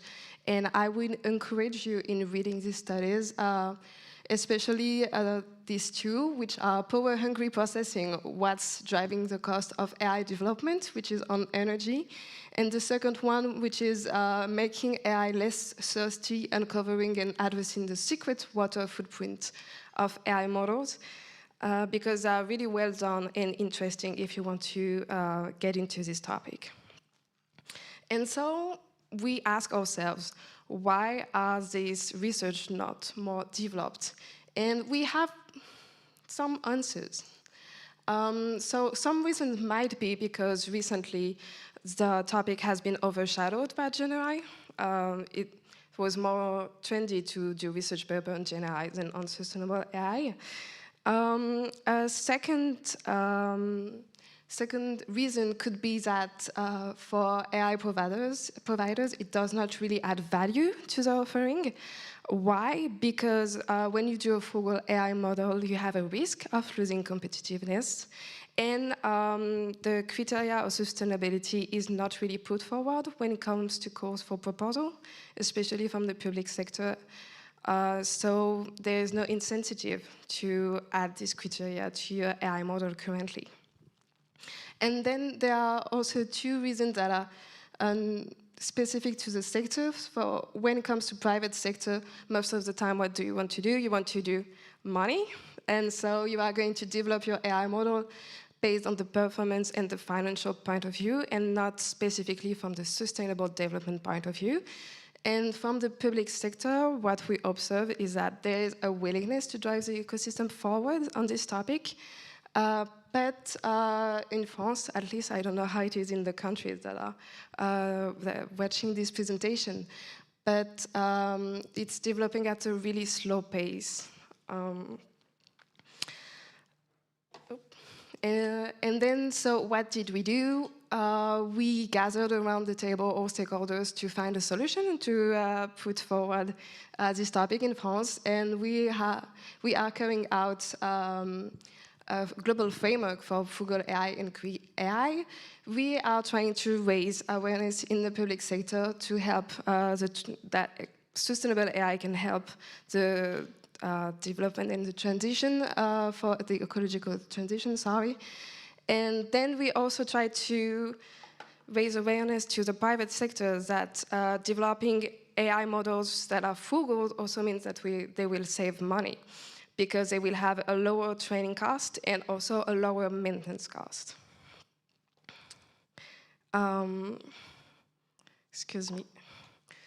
And so I'm going to quickly present what we did to develop the work in France when it comes to sustainable AI. So we are currently creating a landscape of AI and ecological transition startups. We are also developing a frugal AI label, developing also a self-assessment for the maturity of AI projects when it comes to frugality. Also, we have been sharing for 3 years now use cases about why you should implement sustainable AI and frugal AI, and how it's going to help your community, your city, or the work within your organization. But maybe less about the topic of the state of the art and more about what we can do and how it's useful today to have sustainable AI. So I will talk about the environmental and the energy footprint of AI. As it has been told today, we have a rise of AI in Europe right now, and we are also now seeing that this rise of AI means a lot of computing power, a lot of energy, a lot of electricity, and there have been a lot of papers about it. And sorry, slides. This used to be good news to have a rise in technology, but now with the global rise of the price of electricity in Europe, it's not necessarily good news anymore. And because when you have a rise of AI, you need to have a rise of the number of data centers in Europe. And before it used to be great because you would have job and economical growth and everything. But now when you talk about it, about implementing a new data center in Europe, the local cities and the community will tell you that it's a problem because it's going to cost energy and water. And it will put pressure on their local supply and also stress when it comes to water, because we have been facing many droughts lately. You can see it right now, because it has been really raining in Europe recently, but there are a lot of droughts also. And so this is the problem. Solutions. What we notice is that AI is increasingly used in data centers to better manage the energy cost and the water cost. And as every time in history when you have a problem, it drives innovation forward. And so we have noticed that there's a development of more energy efficient cooling methods that are being explored and experimented, for example, with the oil immersion of the server's rack. And then we are also exploring new territories to implement the data centers. And we are trying to use places that have favorable climatic conditions and also have access to natural water sources. And when it comes to footprint of AI, I would like to say that today it's still really difficult to measure the footprint of AI, especially because when it comes to data, there's little data that is shared by major players on what is the energy consumption of the models. For example, with large AI models, the providers are really opaque. And when it comes to hyperscalers, most of the time they don't know how to measure the footprint of their models. But there are some good news, which are that there has been an increase in the tools that are developed to measure this footprint. You have a list here. I will not name them all, but for the ones that are here, I can give you access to the slides. And for the ones that are watching the conference, there will always be the replay if you want to come back to this slide. And finally, what I really wanted to talk to you about, because this is brand new, this is going to be published tomorrow, it's the first general framework for frugal AI that has been developed. And it has been developed in France by our French Association for Standardization and Certification, the Innovation Laboratory of the French General Commission for Sustainable Development, Ecolab. And what is important and what I want to put an emphasis on is that there has been 80 contributing organizations. So for once, we have a framework that was developed by companies with AI experts and not just some people in offices that decided what is best for the industry. And so what is it all about? So as I was saying, it's going to be the first worldwide framework for frugal AI. It's 5 months of work. We have been working on it since January. And it's going to be released tomorrow, actually. And we have been working in 3 groups. One, trying to find a definition for frugal AI. As I was saying to you earlier, there is still no global definition for this. We also have developed guidelines for the environmental evaluation of models. And finally, best practices. And I can sadly, I'm not authorized to give you the specific content because it's not published yet.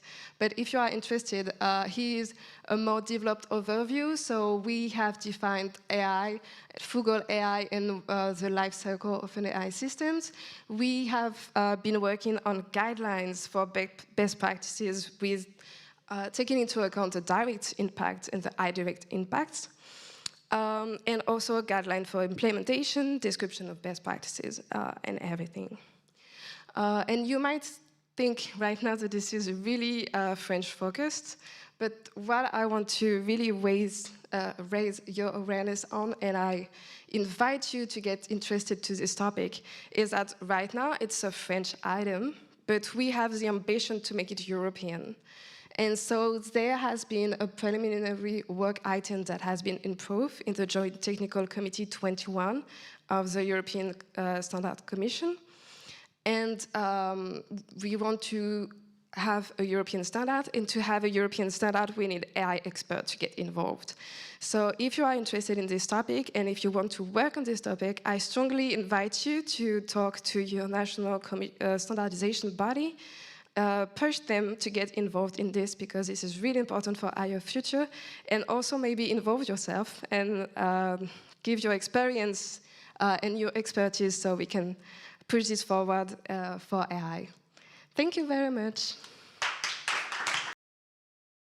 Hello, everyone. We're back. We are here in Vilnius, are back after lunch. You're still watching the 9th edition of the European AI Forum live from Vilnius in Lithuania.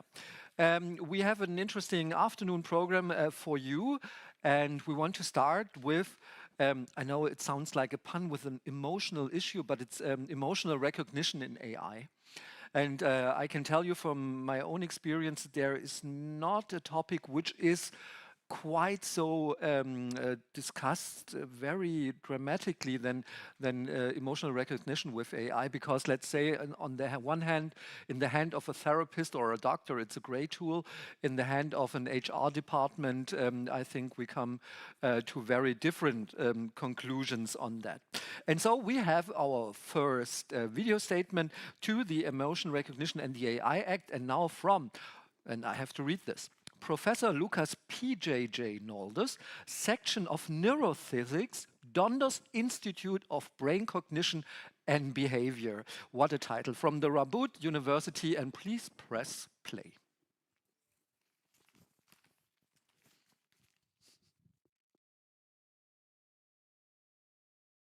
My name is Lucas Noldes, and I'm a professor at the Radboud University in Nijmegen, the Netherlands.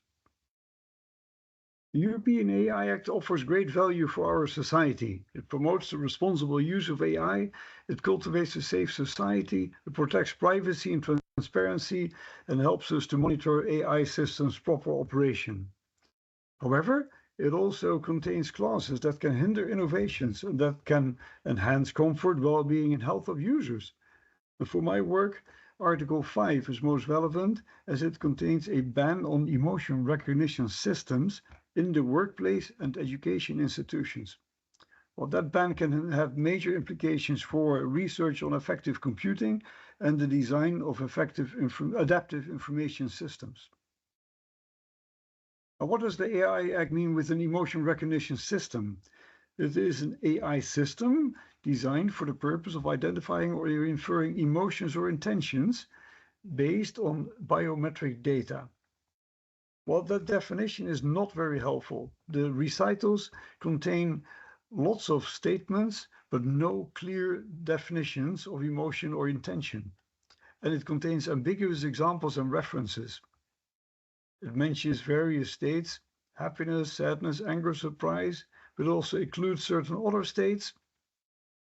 In fact, if you dig into the scientific literature and you research what exactly emotion means, you find lots of different definitions and no scientific consensus on a single definition. But the AI Act is clear that emotion systems get their information from biometric data. And what are those? Well, biometric data are data collected with sensors that capture physical, physiological, or behavioral characteristics of a natural person. It mentions only facial images and dactyloscopic data or fingerprints as examples. That's a bit odd, because there are so many more sensors. Elsewhere in the recitals, many more biometric data are mentioned, such as eye movements, body shape, voice, blood pressure, heart rate, but not in the context of emotion recognition. That is strange. Here are examples of sensors capturing biometric data.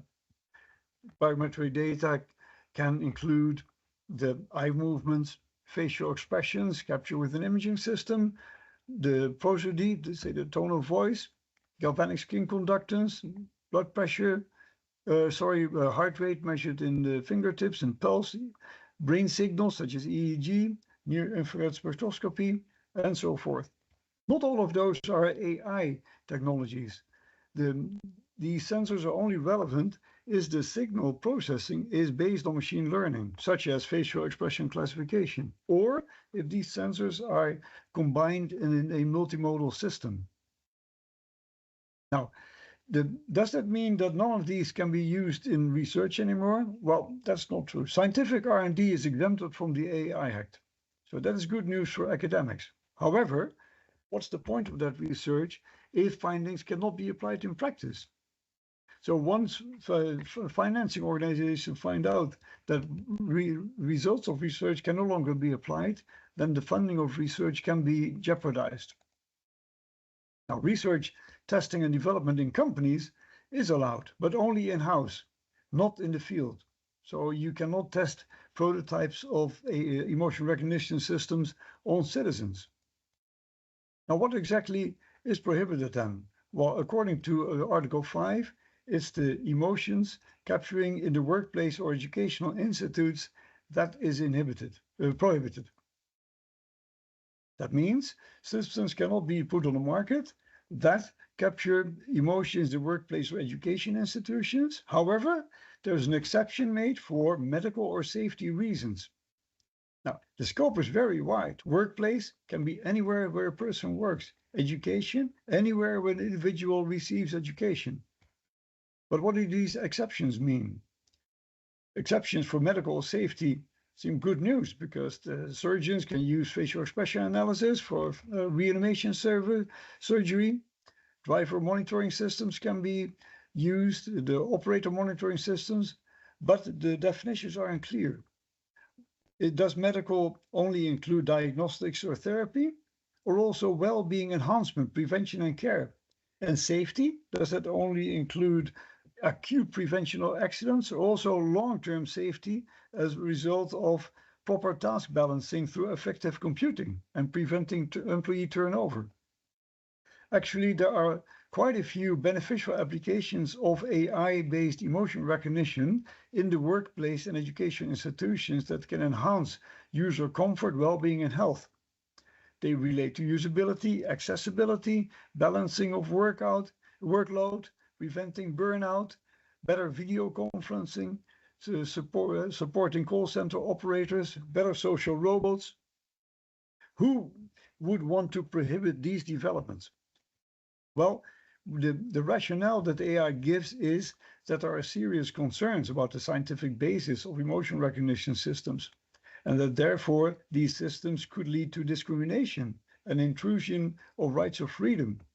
And because of the imbalance of power in the context of work or education, these systems should be prohibited. And any other emotion recognition system should be classified as high risk.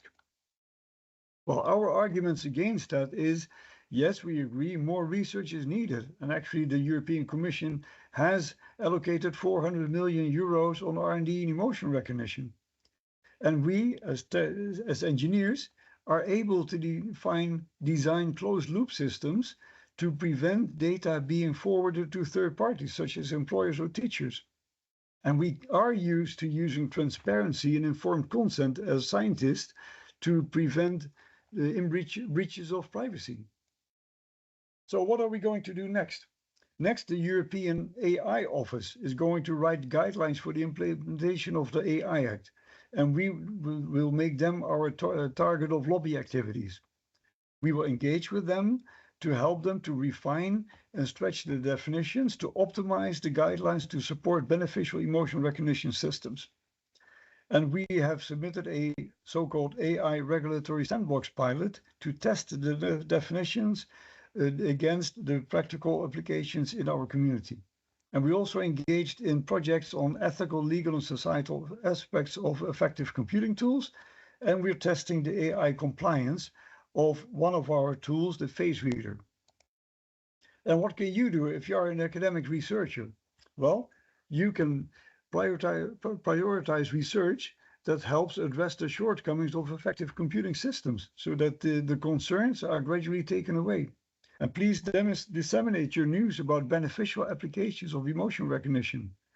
Check your high-risk applications, talk to your government and send us feedback. Share your findings and let's help each other. So, wrapping up, AI excludes scientific research, so that's good news. However, practical applications of research can be hindered if results are not allowed to be applied. Also, actors outside the EU should be aware of the prohibitions within the European Union. Workplace and education institutions, their emotion recognition are prohibited unless for medical or safety reasons.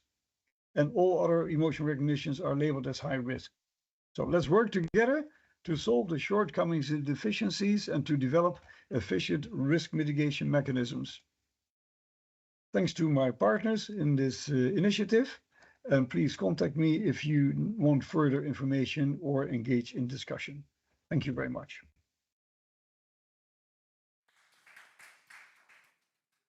Thank you Lucas, for the excellent explanation about the forbidden applications of the emotion recognition in the AI Act.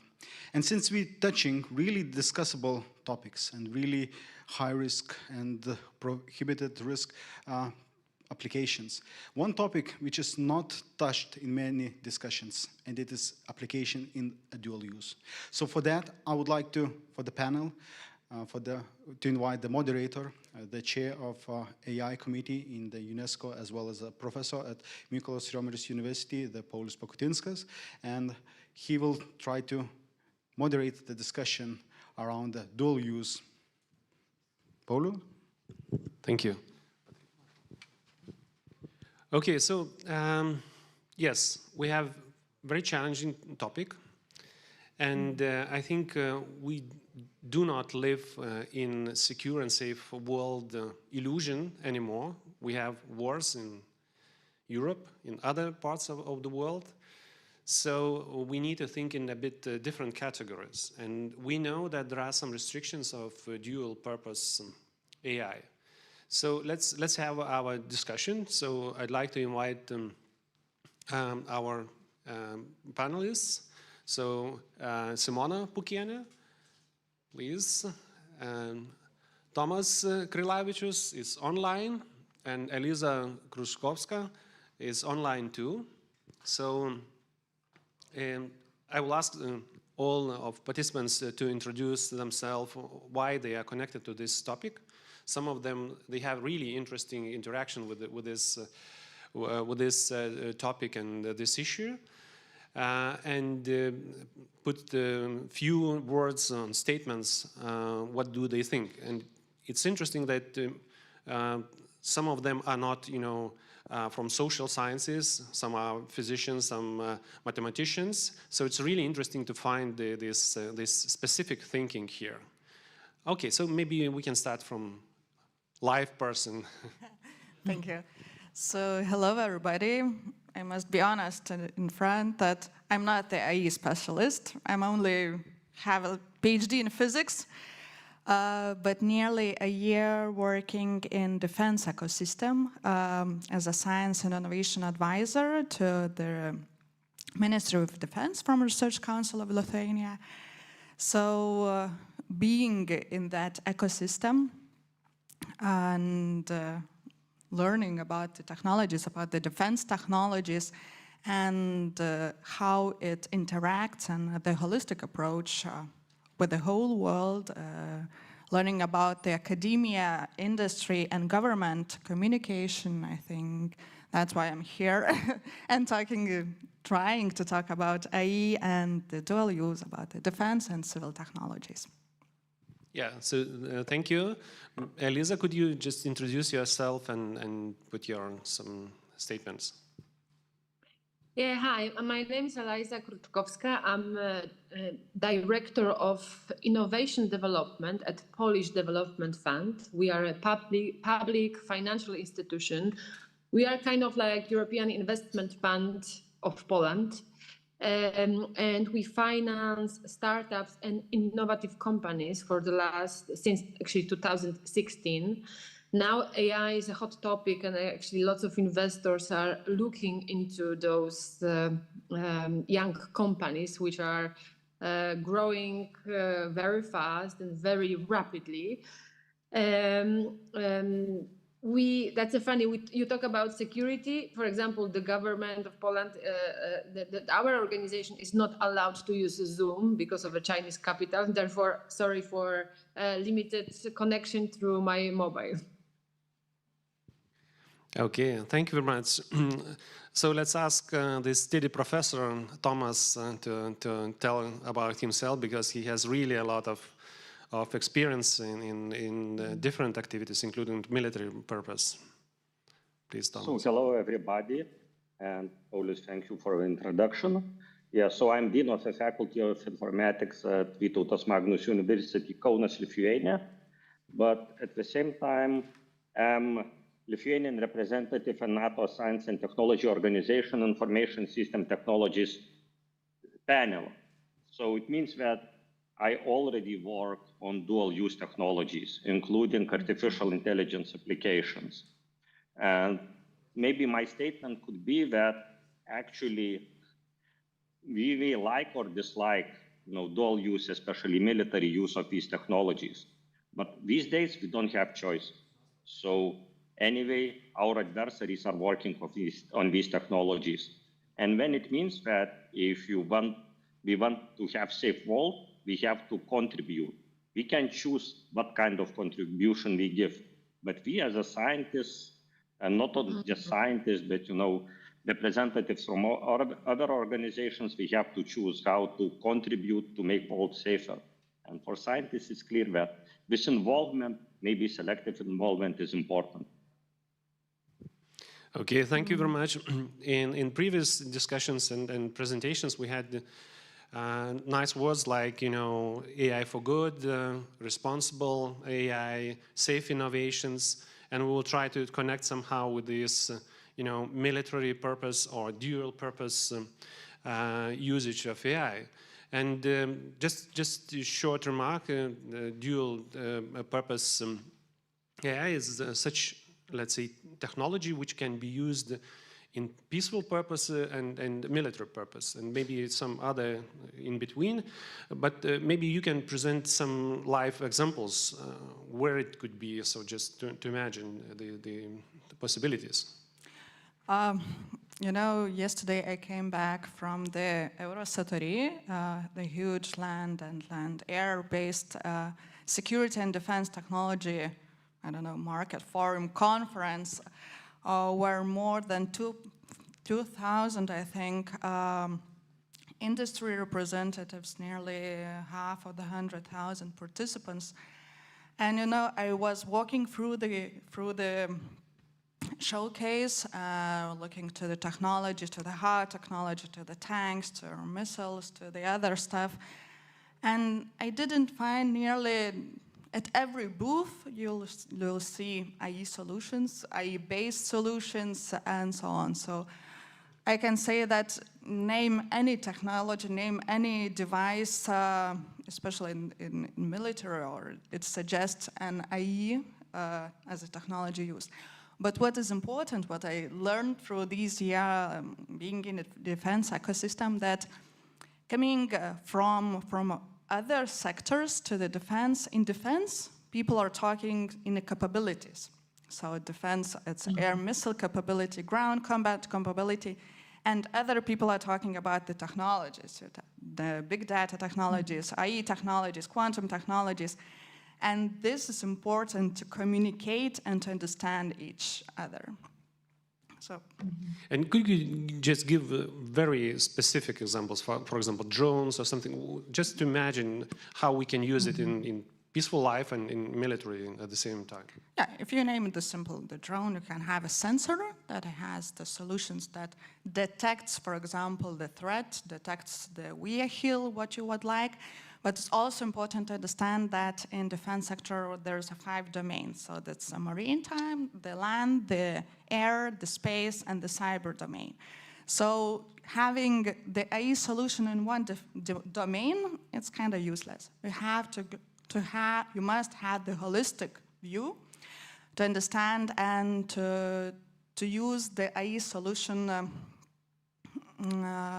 like that it will help for soldiers, for people. Because if you use in one purpose, it's not very interoperable.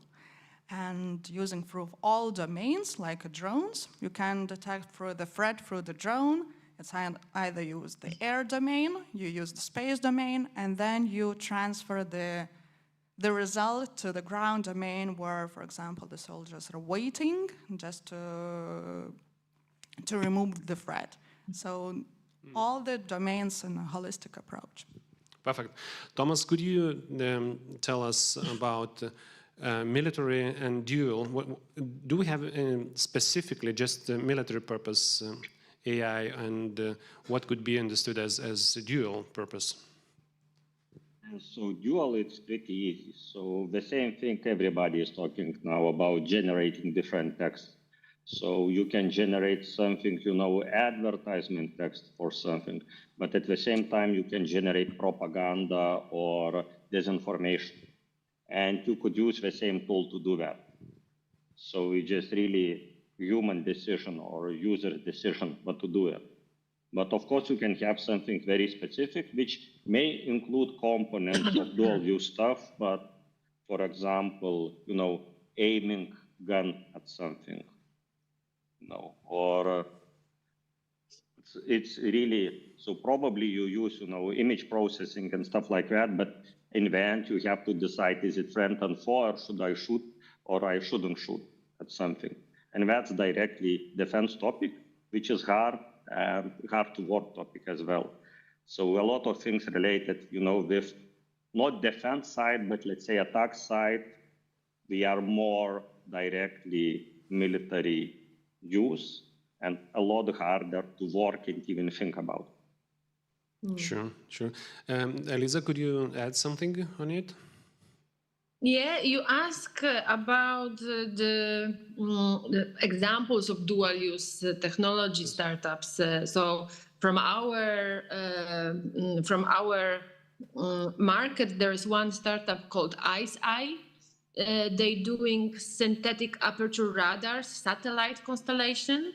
And I remember a few years ago, because they are like a perfect dual-use example, a few years ago, they were pitching the ideas and selling their services, the pictures from the satellite to insurance companies. And now they are monitoring the whole landscape in Ukraine, having a contract there with the government. And recently they closed 138 million Series D funding round. So those examples, there's plenty of examples of technology that is used on the civilian market and could be used in the military.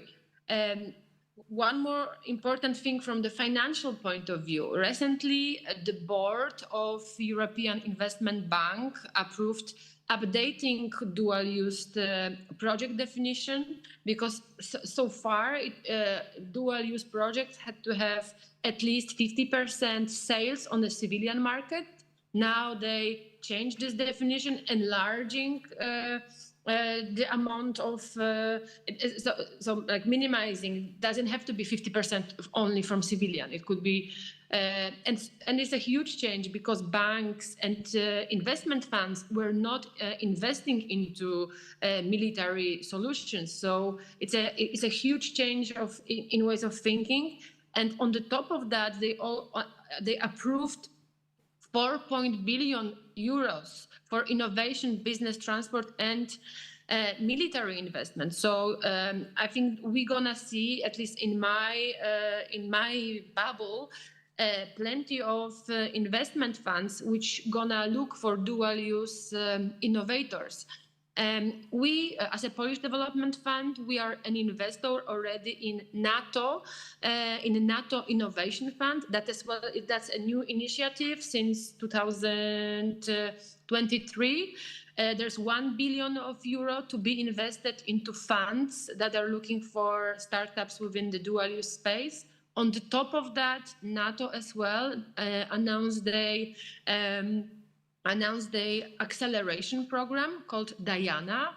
I know that you have as well representatives in Lithuania. Baltics are very strong. There are some participants from your country. You have a very good accelerator in Tallinn, in Estonia. So I strongly believe that we should collaborate because geographically and heuristically, we should definitely look for solutions that we all could, I don't know, like enhance collaboration in the region.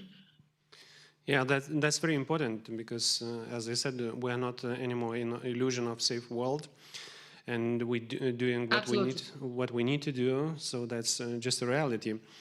But as we know, we are mentioning the Artificial Intelligence Act several times in our discussions, and there are some exceptions for military purpose, for national defense.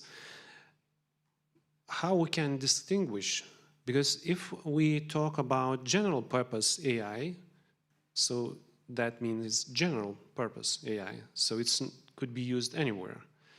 So how we can say, you know, that AI is more for military purpose or less for military purpose, maybe for some, you know, special forces and so on. So do you have any solution here? How to distinguish these solutions? Maybe we can start from you. What can I say? Always I start with the definitions. And for example, naming the dual technology, I don't know any technology that it could be not used as a dual use. As I mentioned, the drone could be on the border. This is civil technology. And the same drone you can put on the battlefield. So this is defense technology.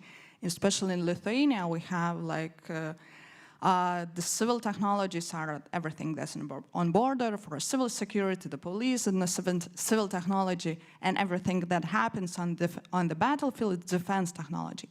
And I even looked for the definition what in the military ecosystem, in the defense ecosystem, they are called for the artificial intelligence. And I find one sentence that I want to quote. So, defense understands artificial intelligence as a family of general purpose technologies, any of which may enable machines to perform tasks normally requiring human or biology intelligence, especially when the machines learn from data how to do those tasks. So everything that helps for soldiers to prepare, to win time, to make the life easier with the human in the loop, that they understand in the defense sector that is artificial intelligence use. Yeah, so it can be used in both, in civil. Exactly. Yeah. Exactly. Do you have any recipes online? Thomas, Elisa, is it possible somehow to distinguish? No. I think that there is no way to distinguish these technologies. I mean, you can take technology for education of, I don't know, teaching maths. And when you start teaching maths and something related soldiers, and it's already defense technology. So basically, even if it looks very innocent, it really depends on your purpose and how you use it. So what does it mean that we can't restrict the export of such goods? Because, you know, internet is everywhere, so we have no tools to restrict it. Elisa? Yeah. Yeah, they say that already Europe is over-regulating AI in general, like when you compare to US and their approach. So, and that can cause that the innovators are going to US and they're gonna innovate there. So honestly, when I think about the government's role in AI oversight, I can think about regulating use, implementing policies and regulations that ensure the ethical AI use, especially in the sensitive areas like national security and privacy. Then I feel that we should think as well about fostering public engagement, involving the public and diverse stakeholders in discussions about AI development, to ensure that all the values are reflected there. We should as well encourage open and collaborative research while ensuring that security concerns are balanced as well with innovation and progress. I think that's a challenge that we have all the time in Europe. Yeah, there's mention education and awareness. So definitely we should educate about, you mentioned internet is everywhere. How easily is now in the war of fake news, use AI to spread like a wrong information. We have even a startup from Poland called 11 Labs, which allows you to text to speech, meaning that you can give a narrative with different languages of whatever you want using AI solutions. So honestly, education, awareness, we should promote widespread education about AI, its benefits, but as well to show the risk and foster the public discourse. Yeah, so it is like, it was like very good conclusion. Maybe others can just very few, because we have no time. But Thomas, could you just conclude in few words what is most important in this topic? It's very controversial. It's a difficult topic, but what do you think we need to know? Well, mostly more responsibility from people who are working on these things. So we've been just developing regular things. We have to be responsible because we are going to impact our environment. In this case, these are even more complex and more dangerous technologies. So we have to think what we do, how we do it, and with whom we share it. Yeah, very good words. Just difficult to make it happen because people are different. So yeah. So, and Simona, what are your words?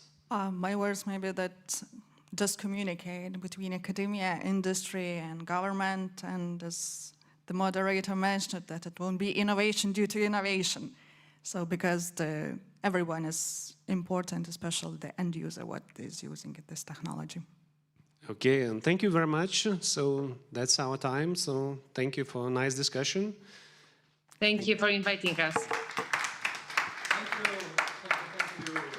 Paulius, for your moderation. Thank you to the panel here and outside. We really appreciate your time. Now, to the next subject matter.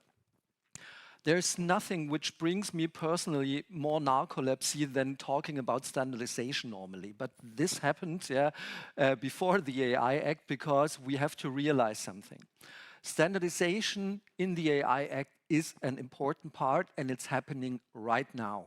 So you have, the JTC 21, the Joint Technical Committee, who are defining the standardization and the norms about the AI Act. Many things in the AI Act is definitely transferred to be, how can I say, assessed by these joint committees. And so we have two inputs there about the standardization on the AI Act. And the first one is via video message is Valeria Orlova from the University of Cambridge. And please press play.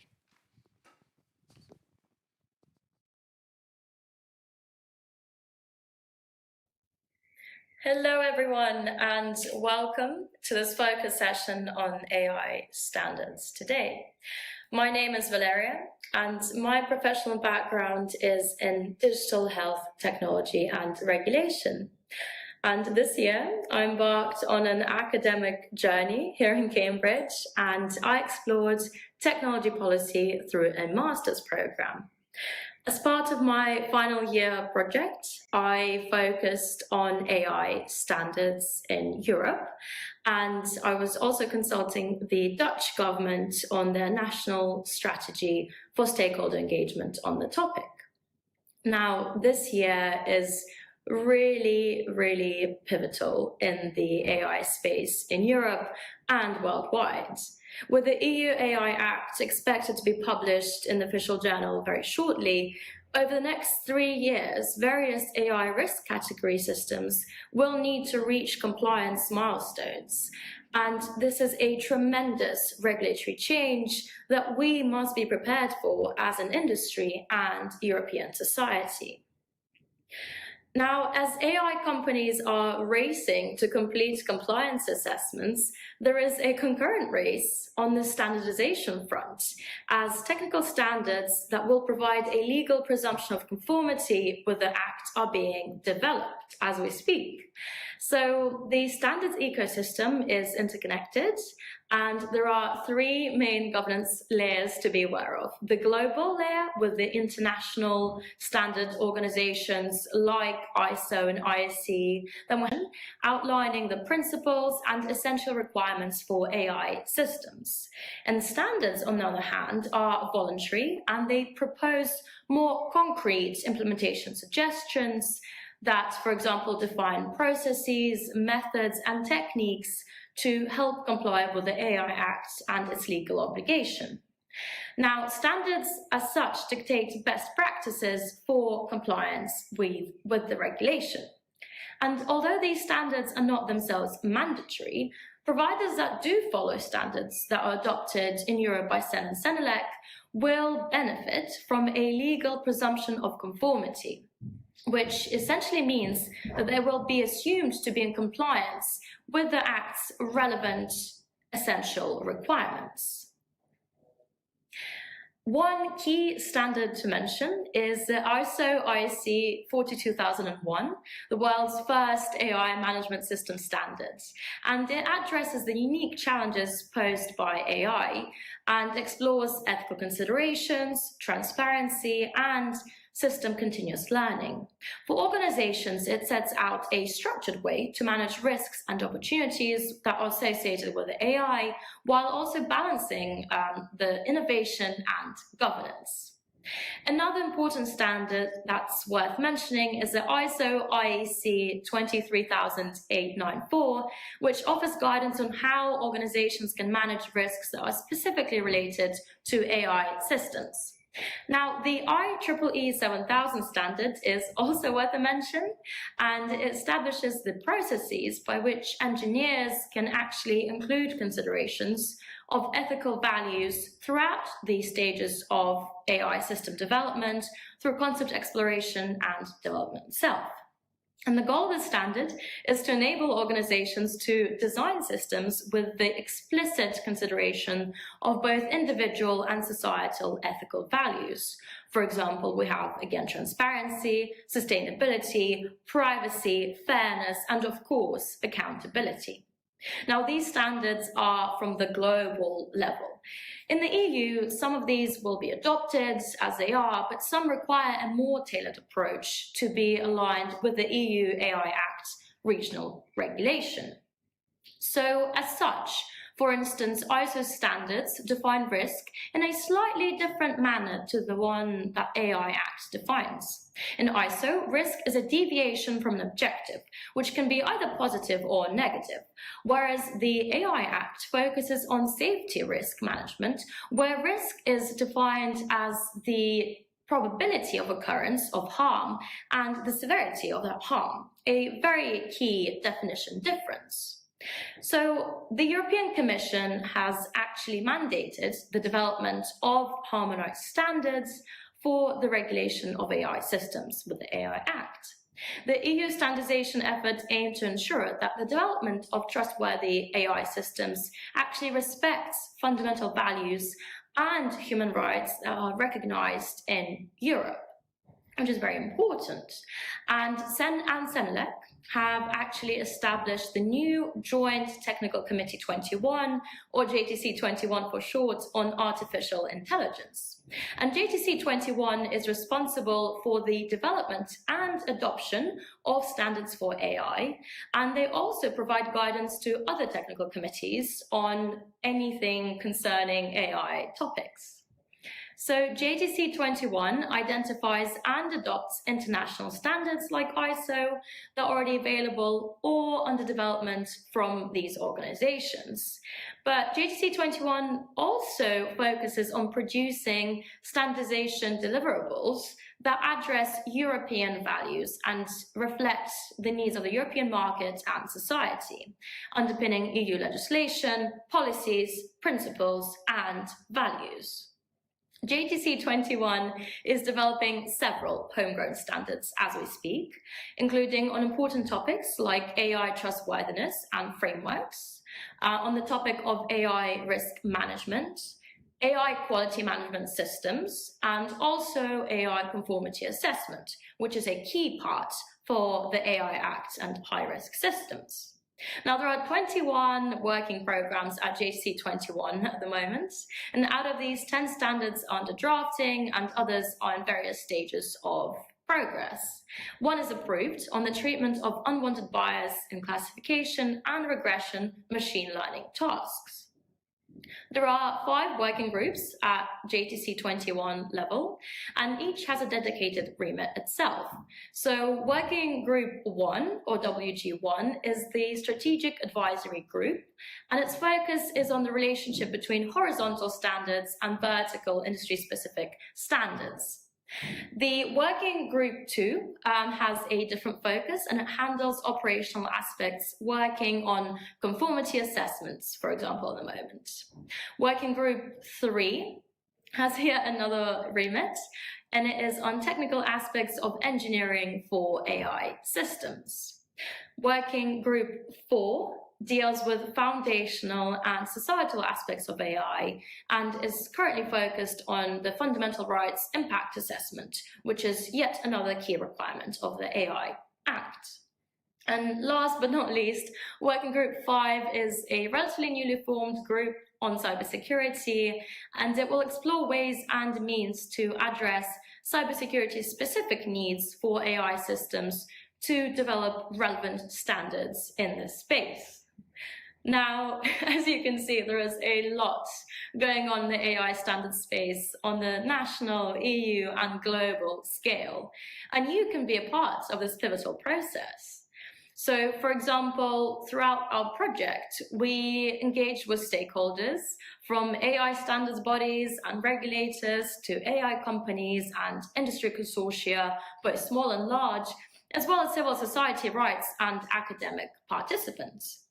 And we aimed to uncover the challenges that various stakeholders in these groups face in taking part in AI standardization efforts and committees.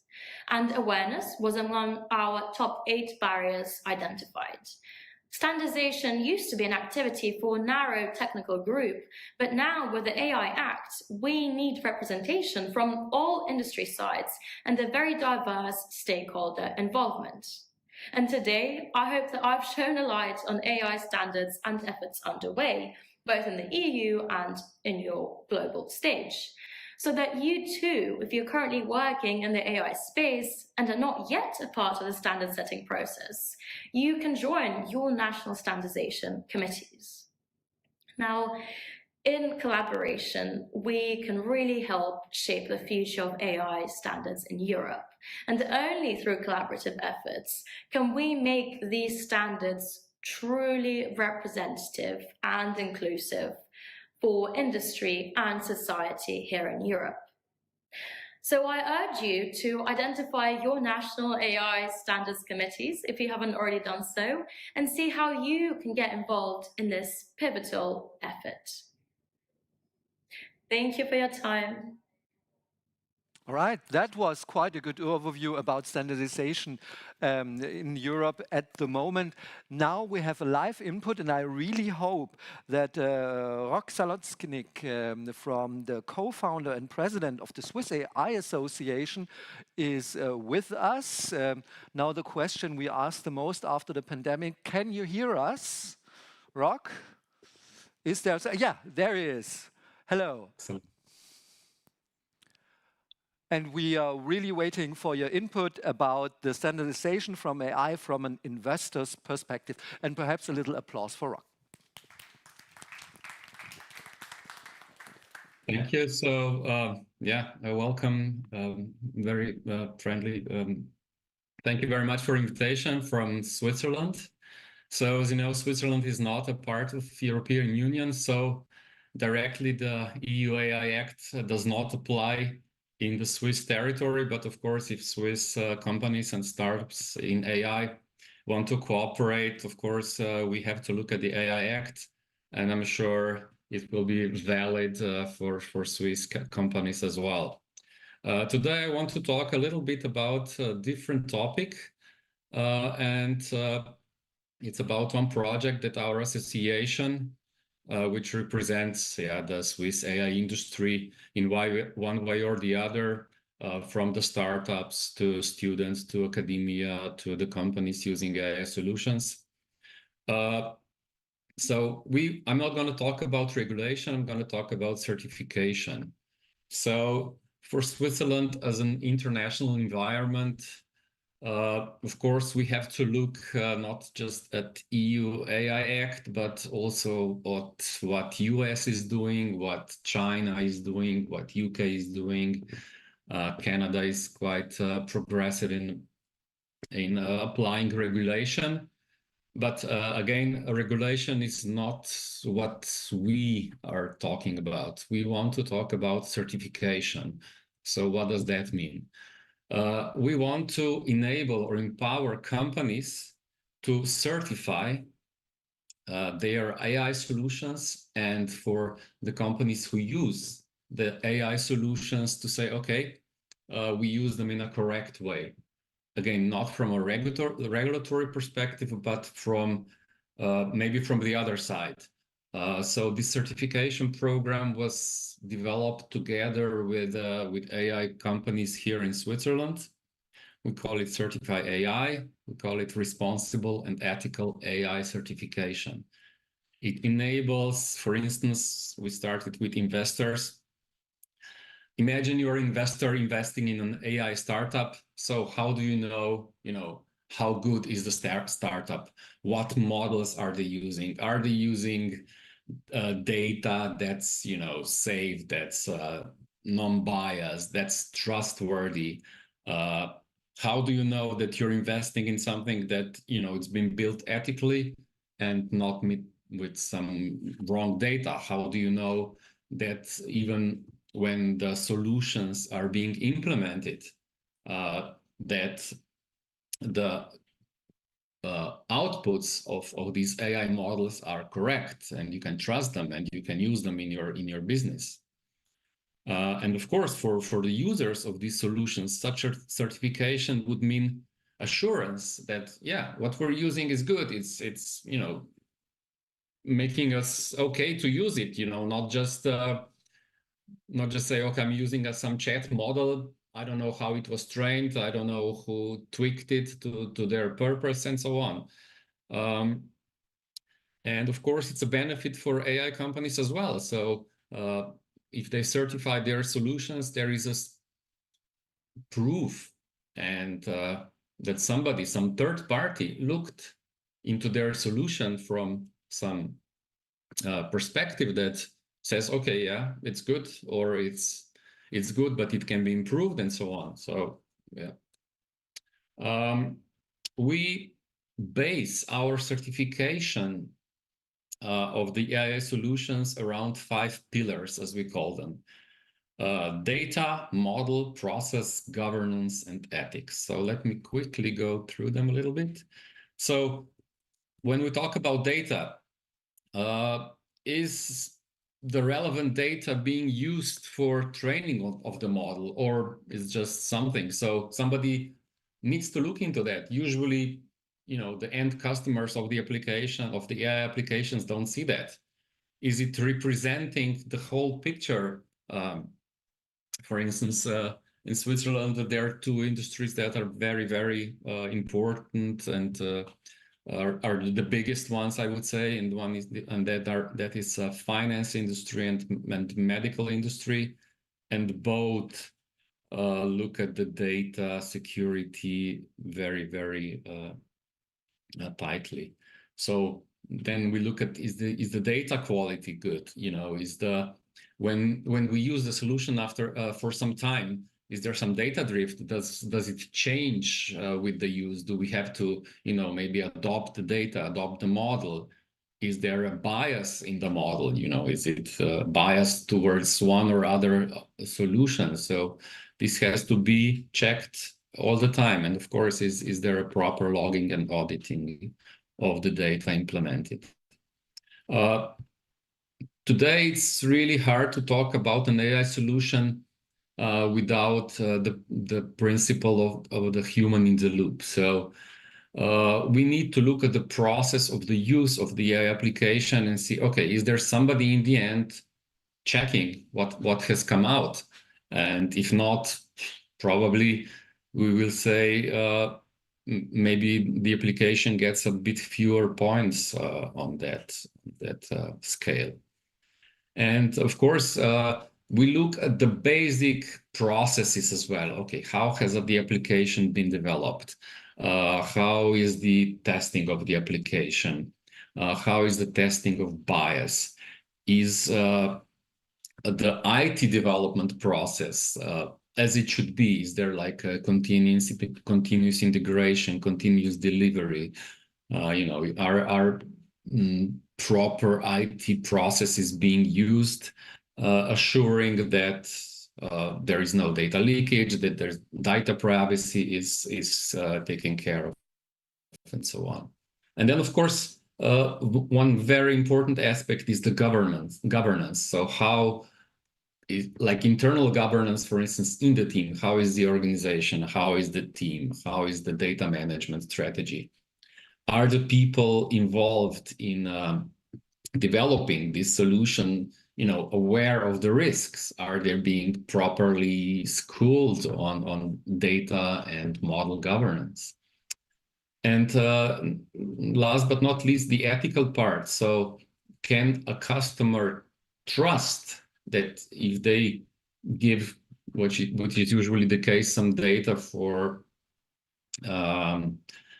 training of a model, of an algorithm, is it private? Is it good? Is it safe? Is it not going to be leaked, and so on? So these are our key pillars which we base the certification upon.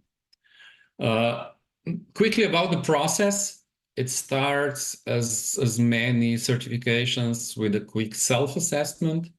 So a company who wants to certify an AI process or an AI solution would do a self-assessment, which would then be, of course, assessed by a third party, depending on the level, either by Swiss AI Association and partners, either by third-party auditors. And then, of course, there would be a result, and there would be a level. We want to see it as a, according to the maturity model of the application, where does the application stand into that in that sense, and maybe we can even give some recommendations how it can be improved. That's maybe a short example of the self-assessment what we're doing. And of course we want to include as many stakeholders into this certification as possible. So we want to make it available for everybody, from personal small one-person teams to bigger organizations, and of course also the biggest of the biggest. And for them, definitely we see a need in the end in the process for a thorough audit of the whole process, of the whole model. We had some experience with that already, and that would definitely be done, from big audit organizations using maybe our structure for checking against the requests. Just an example. So if you want to achieve a gold level, you would have to have at least maturity score of 58%, and it would have to be audited by the third party, even not the association. So quickly, I hope that you would be interested in joining us in this effort. We're welcoming partners to work with us on this project. As I said, it was developed by quite a lot of companies in Switzerland who develop AI solution, and we're welcoming, of course, the international cooperation. Thank you. Rock, thank you very much for your input. We really appreciate it. Thanks to Switzerland for participating.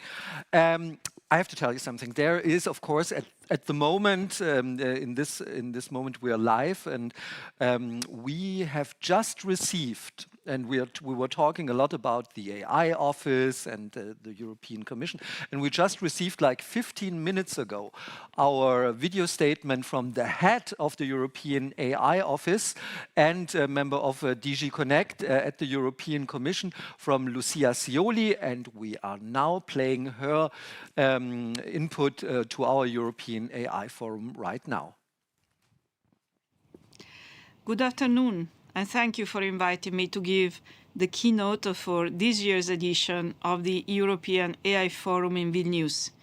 This invitation is actually very timely because it coincides with the launch of the AI Office. In fact, we are a few weeks away from the entry into force of the AI Act. The AI Act, as you know, is the world's first comprehensive regulation on artificial intelligence, and it will enter into force on the 1st of August. And for the first time, there will be a regulatory framework which puts in place guardrails to make sure that AI developed and used in the European Union is trustworthy and safe. And the guardrails are actually coming together with an innovation package that the Commission adopted a few months ago, and which will help European startups to move at the forefront of the generative AI landscape. But let me start from the European AI Office. So this office was foreseen by the AI Act, and it follows the footsteps of the European approach to AI. In fact, it foresees three main activities. First of all, the AI Office will be the implementation body of the AI Act. It will ensure a coherent application across the European Union, and it will act as a supervisor for rules on general purpose AI, which is the term that we use in the AI Act to talk about generative AI. Secondly, it will foster an innovation ecosystem in trustworthy AI, and it will also promote excellence in AI and robotics. And thirdly, it will contribute to the European international cooperation on AI. It will provide a reference point for AI safety institutes of our strategic partners, and it will position Europe as a global leader on AI governance. As such, the office will be a center of AI expertise and the foundation for a single European AI governance system. The AI office will be steered by a director, which is me. It will be structured in units that reflect the multidimensional nature of the task of the office, and will be supported by a lead scientific advisor, which is a new figure in our European landscape for governance, as well as by an advisor for international affairs. Now, to ensure our skills and our capabilities, we're in the process of recruiting new staff. We want to reach 140 staff made of technology, legal, and policy experts. And this more than doubles the staff we currently have in the European Commission dedicated to AI activities. The AI Office will also work closely with the Member States and the wider expert community through dedicated fora and expert groups, and will combine knowledge from the scientific community, from industry, from civil society, and will ensure that their views and expertise are taken into account. In fact, we foresee the creation of a scientific panel who will help the work of the office, in particular around the regulatory issues relating to generative AI. It also foresees the setup of an advisory forum where different interests will be represented, industry, academia, but also civil society.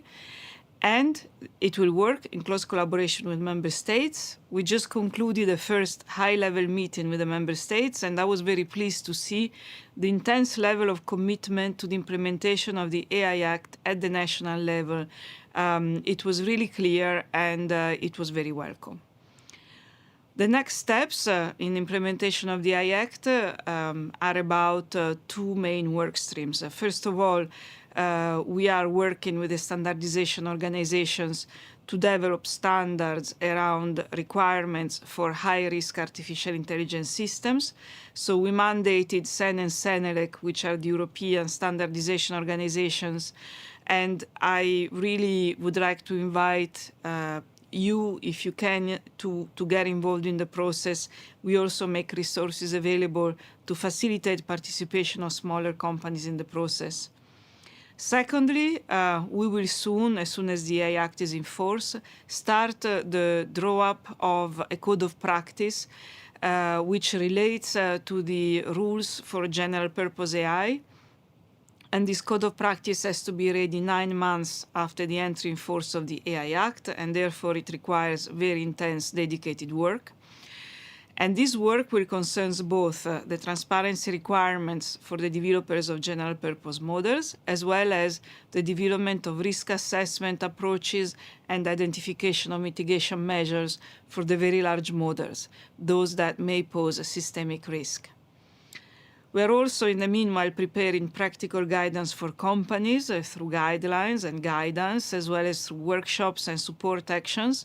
We are already preparing the first 2 sets of guidelines that will give details, for example, on the definition of AI, but also on the prohibited practices. Now, I think that the AI Office is uniquely equipped to support the European approach to AI, centered around excellence and trust. And so, on the one hand, it will play a key role in implementing the AI Act and enforcing the rules for general purpose models, but at the same time, it will be promoting AI for good and an innovative ecosystem of trustworthy AI.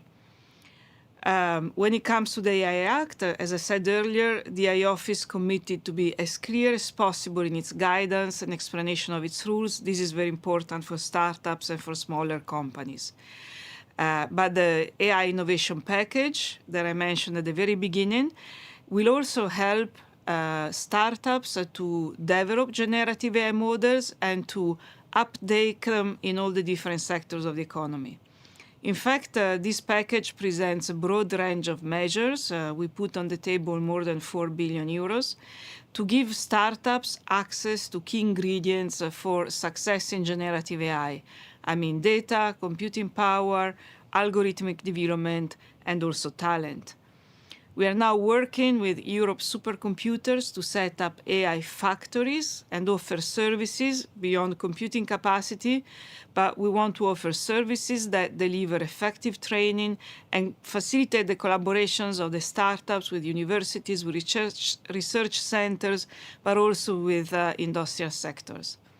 And then, secondly, we put in place an initiative called GenAI for You, where we want to make sure that different industrial sectors, healthcare, manufacturing, engineering, transport, public sector, actually do make use of generative AI and use it and integrate it to develop novel applications. And we think that a very important element for the success of AI innovation will be our ability to attract and engage a wide range of AI talent, including startups. I'm very encouraged by the fact that we in the AI Office received a lot of applications from Europeans to work as technology specialists in the AI Office. So I think that Europe is still capable of offering an attractive place to work. But I really want to conclude by saying that the Commission, through the AI Office, wants to foster an open dialogue, collaborate with the key stakeholders, and startups are key stakeholders for the European Union, as well as the European AI Forum is a very important interlocutor for us. I think that through cooperation, we can really unlock the full potential of artificial intelligence in Europe. We can drive innovation. We can promote responsible developments for the benefits of all Europeans and driving competitiveness across the continent. I therefore wish you a productive discussion today, and I look forward to continuing our conversation in the future as we work together to explore new opportunities and shape the future of trustworthy AI in the European Union. Thank you very much for listening. Thank you, Lucia. Marcela Scioli. Really good that she addresses us directly, because what you have to realize also about the office, but also about the, how can I say, committees, the scientific committee and the advisory board. These are really important boards and forums for that, because the AI Act is a work in progress. Yeah, it is still evaluated, will change and stuff like that. And in these advisory boards and in these scientific boards, there will be made decisions which are important for the implementation and for the furthering of European AI. So I only can tell you that get involved, perhaps get into these boards. Yeah, that would be really important. One issue that we have, I think, all day is the point of trustworthiness in AI. I think we realize that without trustworthy AI, people will not adapt as fast as I think we have to. And for this issue, we are really happy that we have Katharina von Knoop here with us from the Association from Electrotechnologies, Electronic Information Technologies, VDE, and she's telling us of the impact of digital trust. Welcome.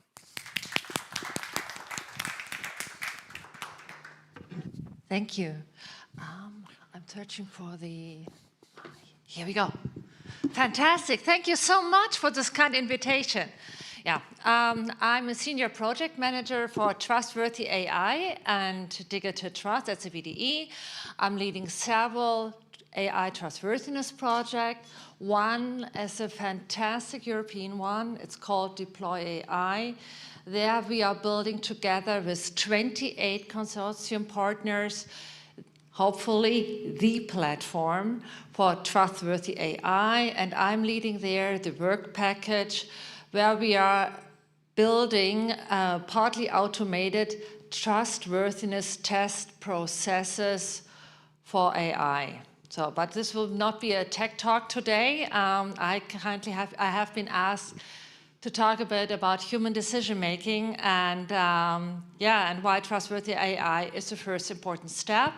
I will first start talking a bit about trust. What is trust and human decision making processes, and how trust can be built and what is important and what has been challenging, especially when we really look at AI. And at the end, I will, I will give a snapshot of one standard we have built at the VDE, and we are currently developing this standard, which we have already published. And yeah, that's my talk. And I'm very happy to be in Vilnius. It's my first time in Lithuania, so I'm really excited. So what is trust?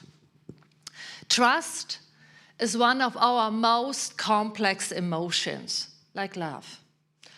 The challenge with trust is highly cultural. So what we as European, or me as a German, I'm also holding the Slovenian citizenship, is something very different compared to someone coming from the United States or from China. And it's highly fragile. So everyone has made the experience where trust has been misused, destroyed. This could happen very, very fast. It's dynamic, situational. So the whole situation we are currently living in, we are sitting in, has tremendously impact how fast someone builds trust. It also, especially in terms when it comes to IT and technology, there's a situation as the user interface. It's very topical. So if you would need support with your bicycle, you would call a friend who is an expert regarding bicycles and not one of your friends who's an expert in tax declaration, for instance, right? And processual. There do exist lots of definitions of trust. And for digital trust, I've developed one during my research on this topic. Digital trust enables us to decide to use digital solutions to make decisions within these systems, to execute these decisions, enable us to dispense a conscious, subconscious risk chances analysis to feel substantially safe, expecting that the system will behave with integrity, the correct expected way, and most importantly, will serve our interest. When it comes to digital solutions, Probably you remember the websites in the 80s and 90s, which were overcrowded. And today, the user interface is super clean, super clean. Why? Very good reason. Because we are humans, we like to be in control of the situation. And the cleaner user face is, the more we feel in the control of the situation. It's very tempting. Look at the user interface of ChatGPT. It's also very clean. And what kind of language is being used? It's a very absolutistic language. It does not say possible answers could be, or probably, maybe. No, it's very absolutistic. So what ChatGPT is here doing is not building trust, is nudging us not to think. First, a suggestion that we are in control of the situation because there's a super clean user interface. And then this absolutistic language, because by design, it's now very, very hard, and it's terrible what I'm saying right now. By design and evolution, our brain does not like to think because it's energy, it's work. Why? It does, from an evolutionary perspective, it does make so much sense. Energy was very, very limited during the whole time of evolution. And this overload of food is happening since a very short period of time in a very small region of the world. And evolution is thousands of years. So everyone knows that, oh, it's so convenient, it's so comfortable, let's use that, go this way. Our brain loves comfort. And the superstars of technology, they know it very well, that the brain does not like to think. And then when it comes to regulations, there's so much really needed to improve. Just add a bit neuroscience into how you are communicating regulation. For instance, we are always being nudged to make the green check mark. Have you read the GDPR? Yeah, of course. Have you read the terms? Yes, check. No one reads them. Why? 30 pages, yeah, in a very complicated juristical language. Invite the people to read the regulations, explain them to them, make it easy, accessible for the brains. I hope one from the AI office is listening. Okay. What happens in our brains when we make decisions and when we are building trust? Okay, here I try to summarize tons of neuropsychological books on one slide. What is the current situation? My mind is like an internet browser, 70 pages are open, 4 of them are frozen, and I have no idea where the music is coming from. Why? Our brain is not designed for so many impulses. We perceive these signals with our sensors, with our senses. How many senses does a human have? 6, 7? No, science is here not clear. Someone are saying 21, others are saying 14. So we don't know how many senses a human has. For instance, the sense of being inside a room or outside the room. Or probably you have made the experience being at the airport and then you have this kind of funny feeling, and then you turn around, and there's someone staring at you. We don't know which sense you are using. But at the end, it's a combination of several senses. So, and then, well, for years, I became a technologist. So I use the term filtered databases from a neuropsychology perspective. It's terribly wrong, I do know. So first, we have the steam brain. That's the eldest part of the brain. This is the lot of all decision making. And especially in times when we are afraid and have fear, it's not accessible by the prefrontal cortex, where we do all the cognition. In this situation, I should do better that, where we do thinking. So especially when we are in a situation of risk and fear, it's not accessible. And we are not, so we are really run mostly by our steam brain. It's very depressing. Then we have our own individual biography. And then the situation when it comes to IT solutions, AI solutions, it is from the user perspective, the user interface, and the room a person lives in. And then we have the psychogram. So based on genes, your DNA. And when it comes to trust building, some people have the tendency to, for them trust building is much more easier, for others it's more difficult. The mostly reason is based in early childhood experience. And then we have this unconscious, conscious decision-making process. So most of our decision-making, trust building, is very frustrating, happens unconsciously. So our brain first, it prioritizes, then it does a complexity reduction. Next step, compensation of information deficits. Especially when it comes to AI and IT solutions, we never have all information which are being needed to make a good buying decision or whatever. And then, very importantly, the risk chances evaluation. And trust from a neuropsychological perspective means to skip this step,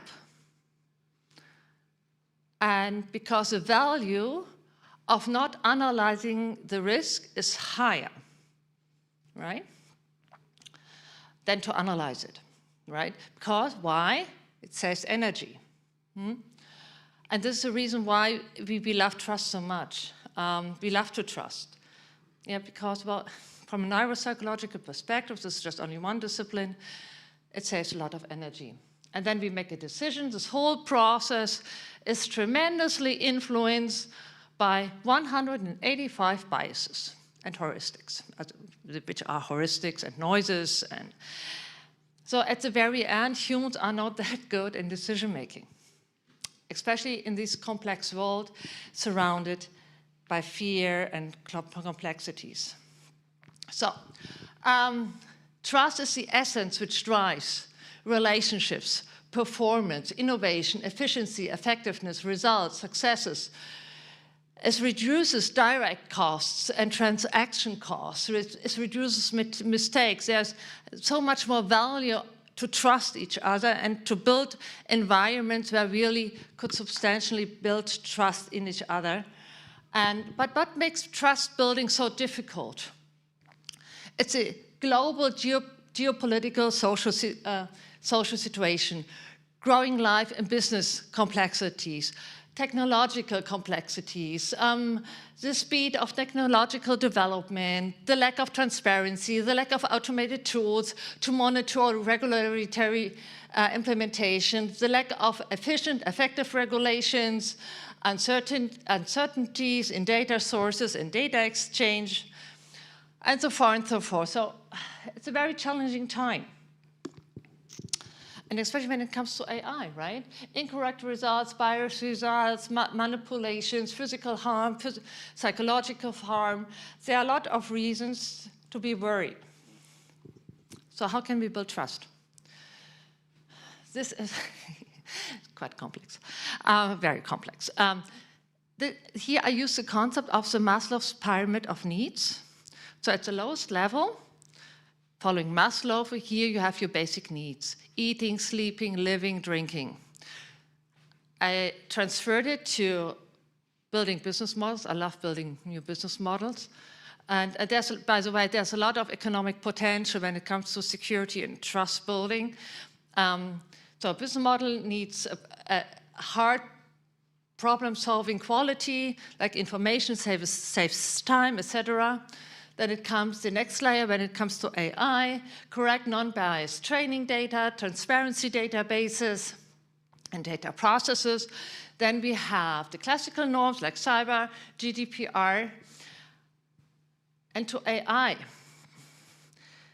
We will probably be trust will be built by the process the AI is embedded in. One example. I came here by plane. I don't know all the safety regulations when it comes to airplanes and flying.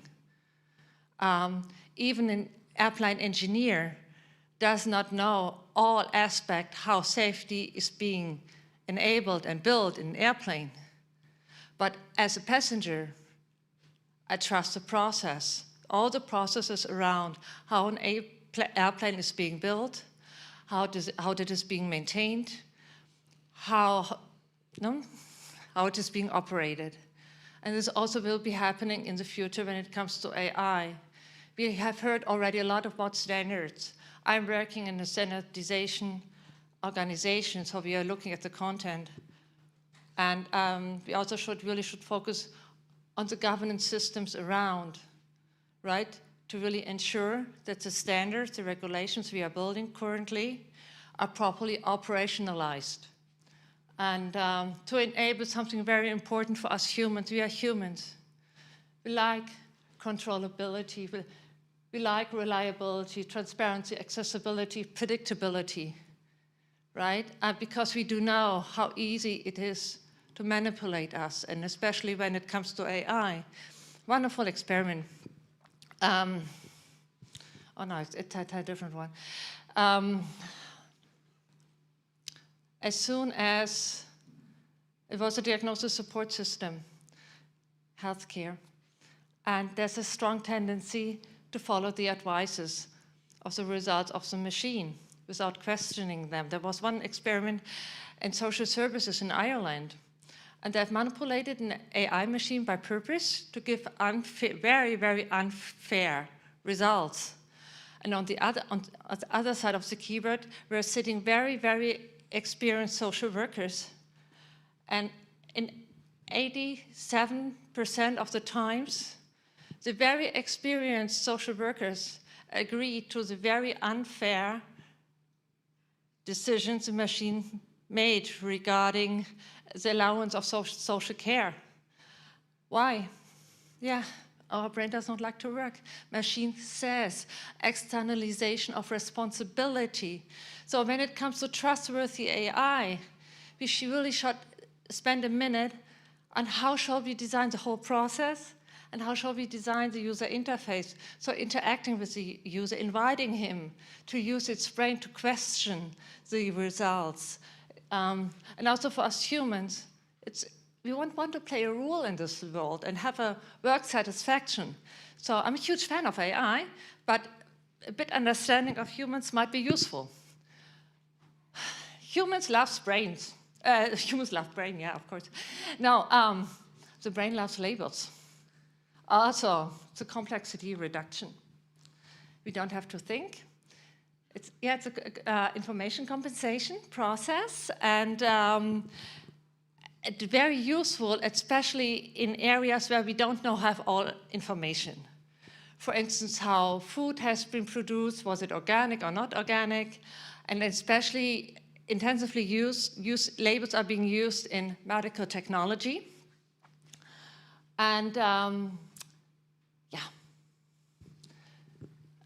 especially when it comes to vital interest, then we really love labels. This has been intensively studied and analyzed, especially in healthcare. I do have to watch the time. So, and quality and its reliability communication has a significant influence on consumer and user behavior. And labels are a wonderful example to communicate really the quality, and gives really a freedom regarding pricing, and it really raises the user ratios. And they do have a value, and that's the reason why several organizations are busy building standards and labels. We at the VDE have built an open standard. This is the VDE Trust label. By purpose, we have used here the Nutri-Score visualization, because this is a very learned behavior. And we analyzed very clearly these 5 values: accountability, fairness, privacy, reliability, and transparency, and in different shades. And there we just only look on the observable. So there is no smart software behind. We just only look at what is observable. And for that, we use a VCIO model. So we have the first layer, the values, and then we have the criteria. In this example, documentation of data sets, etc., and then indicators, and then we go into the next level, observables, and all the findings are being zoomed up to get this very specific grade. Why? because the risk appetite vary highly from the intended use of an AI solution. One example. A patient has, for instance, bone cancer stage 4, which is highly, highly serious and critical. You're probably privacy in such a highly serious situation might be not that important compared to reliability, right? And different use case, for instance, gaming. They have privacy, yeah. Or probably, depending which kind of game, right? There's privacy is very, very important, and other values are not that much important because risk appetite will really vary from use case to use case. Yep. So and we have developed it with quite big companies like Bosch, Siemens, the TÜV, SAP, BASF, the KIT, and lots of academia. And we are already started working on version 2, where we're also looking very closely at Gen AI and really helping. And this is, by the way, this is an open standard. So you can download it for free on our website. Also can use it, for instance, as a guideline to make better buying decisions for free. No one will charge you. You can use it as a guideline to build an AI solution. Definitely, and if you would like to have a certification, we're happy to get your call. And yeah, it has a lot of advantages. It helps you easier implementation of the AI Act. Yeah, it's a quite concrete guideline for product development, and we are happy for technical support. No one is standing here, so I have to finish. So thank you very much, and I'm open for your questions.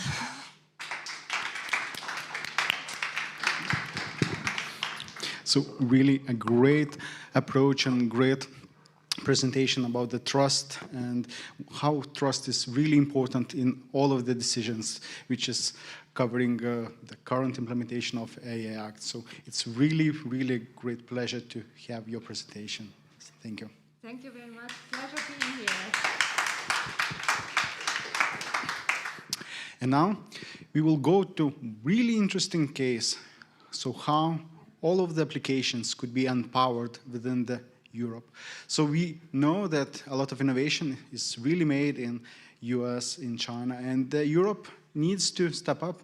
So let's give it a talk for Orestes, the director of Silicon Valley Hub of EIT, and he will try to cover what Europe could do better. Thank you.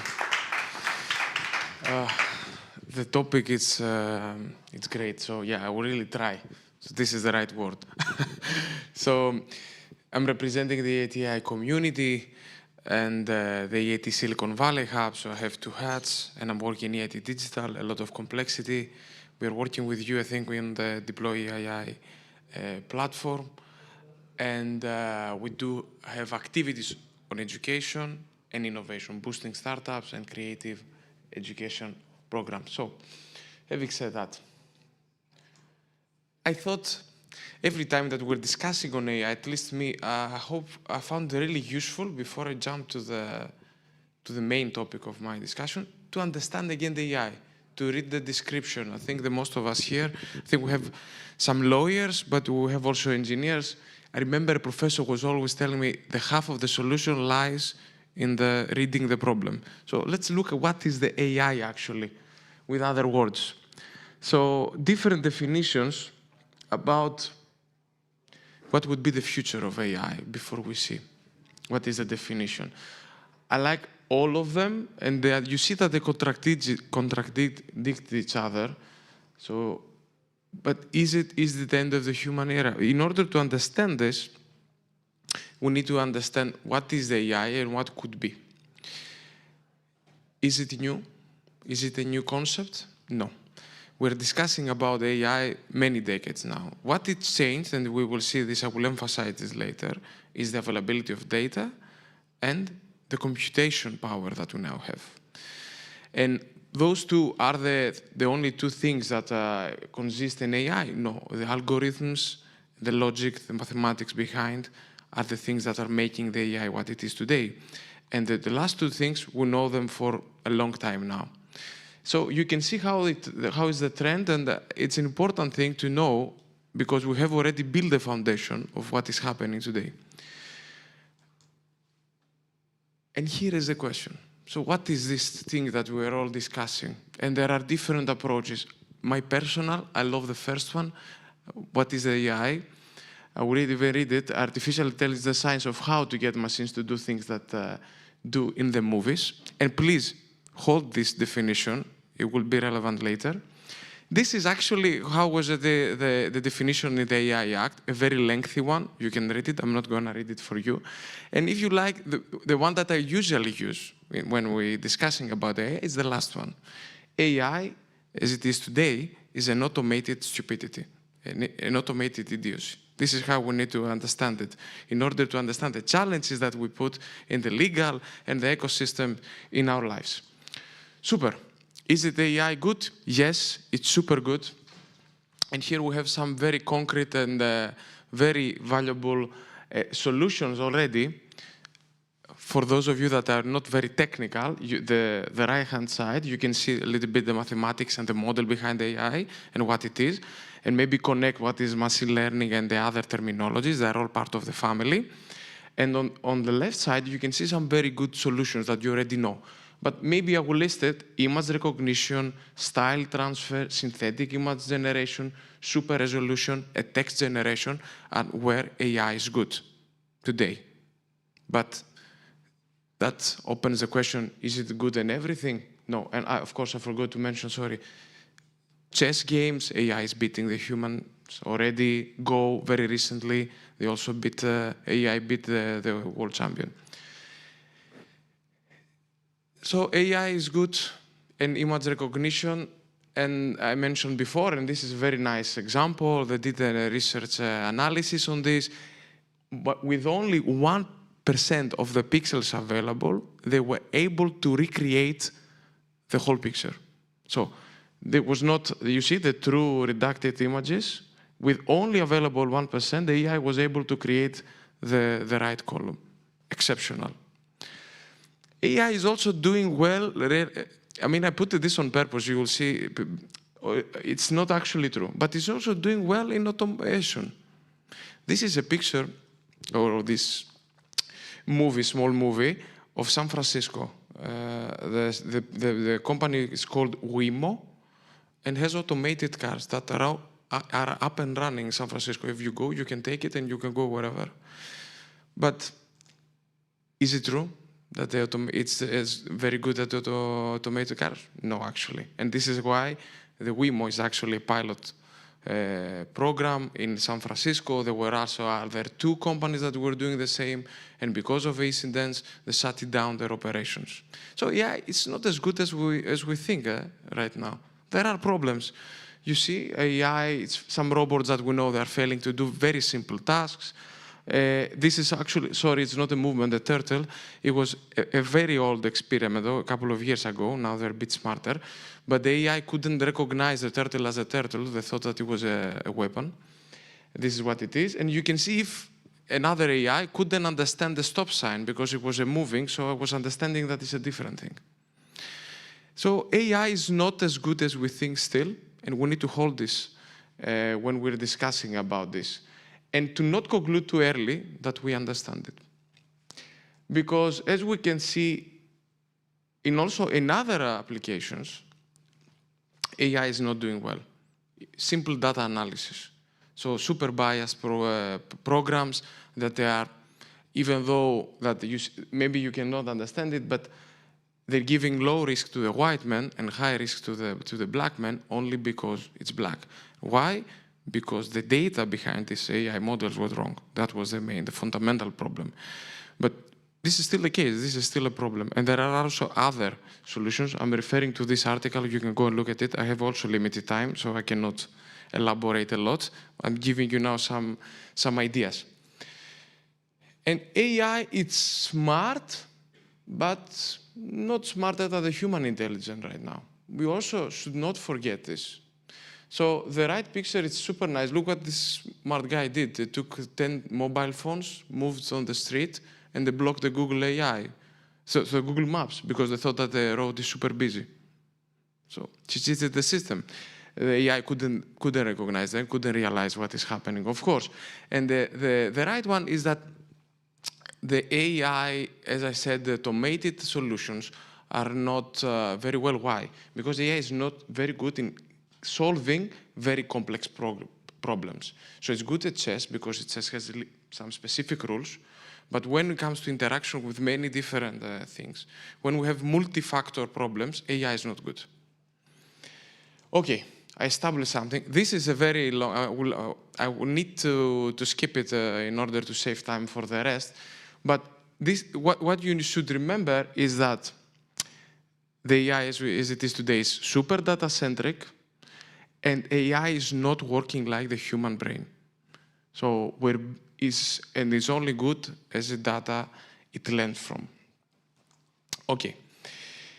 Problems. Oh, first of all, my slide has a problem. But in order to have the AI that we see on the matrix, there are still things that need to be solved. We lack robustness. The AI as it is lack causality, counterfactual predictions.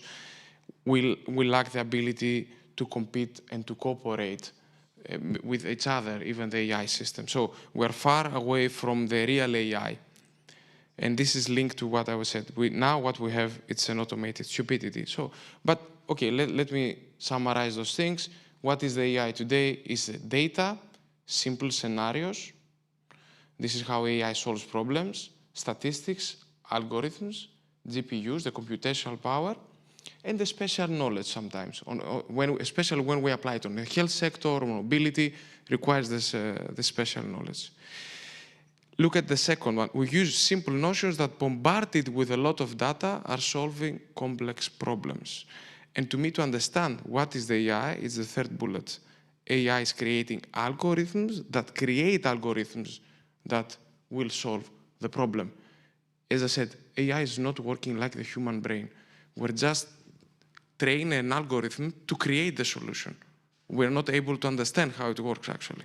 And this is a problem for the future. Okay.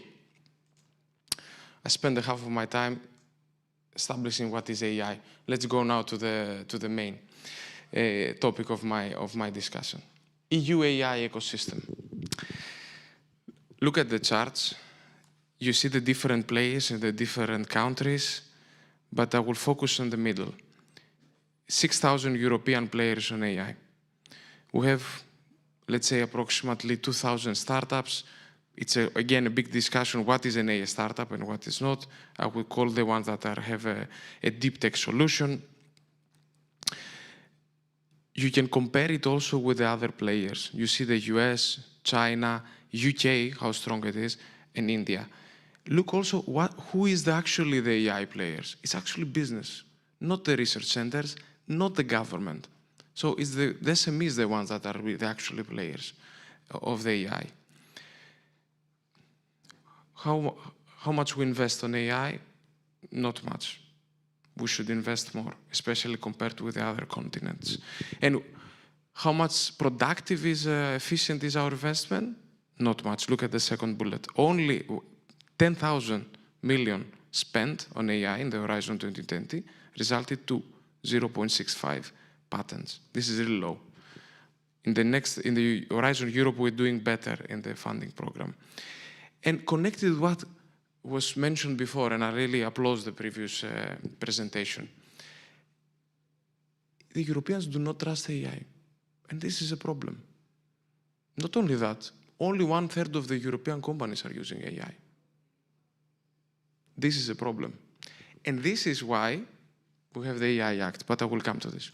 So again, I don't know why my slide is like this. Really was better, I promise you. It's complicated now, of course, to explain you what is happening here, but in a nutshell, we have 3 times less funding for our startups and scale-ups. We have 3 or 4 times less scale-ups in Europe. Our scale-up density, it's very low compared to Silicon Valley in the US. Is this the 185, 9.5? In Europe, we have 3.6. In Israel, they have 26.9. And the scale-up investing ratio, it's also very low.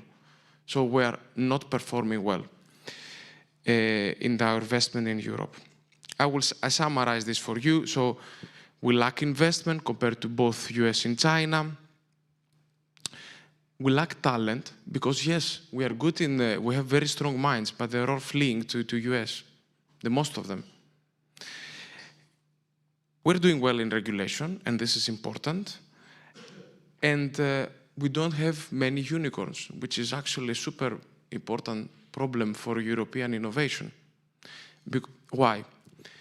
Because, yes, it's good if we have startups, it's good if we have good scale-ups, but those companies are start returning the investment where they become unicorns to the ecosystem. Many of our good and promising startups in Europe, they are going to US in order to scale up. So we're just handing over all the good ideas that we have in US, which is not actually a problem, but seriously, we need to change the balance. We need to have good and strong scale-ups and companies here in Europe. So remember those things. And thankfully, a lot of the previous speakers spend a lot of time discussing about the AI Act and the governance scheme in Europe. So you see a little bit what is the structure of the AI Act. I thought that would you find useful to see when we will have the first standards. It's late 2025. So there is a lot of work to be done before we really can implement AI. And also I see that they listed the governmental bodies or the governmental initiatives that will drive the AI. Two things are important to be said here. Two questions.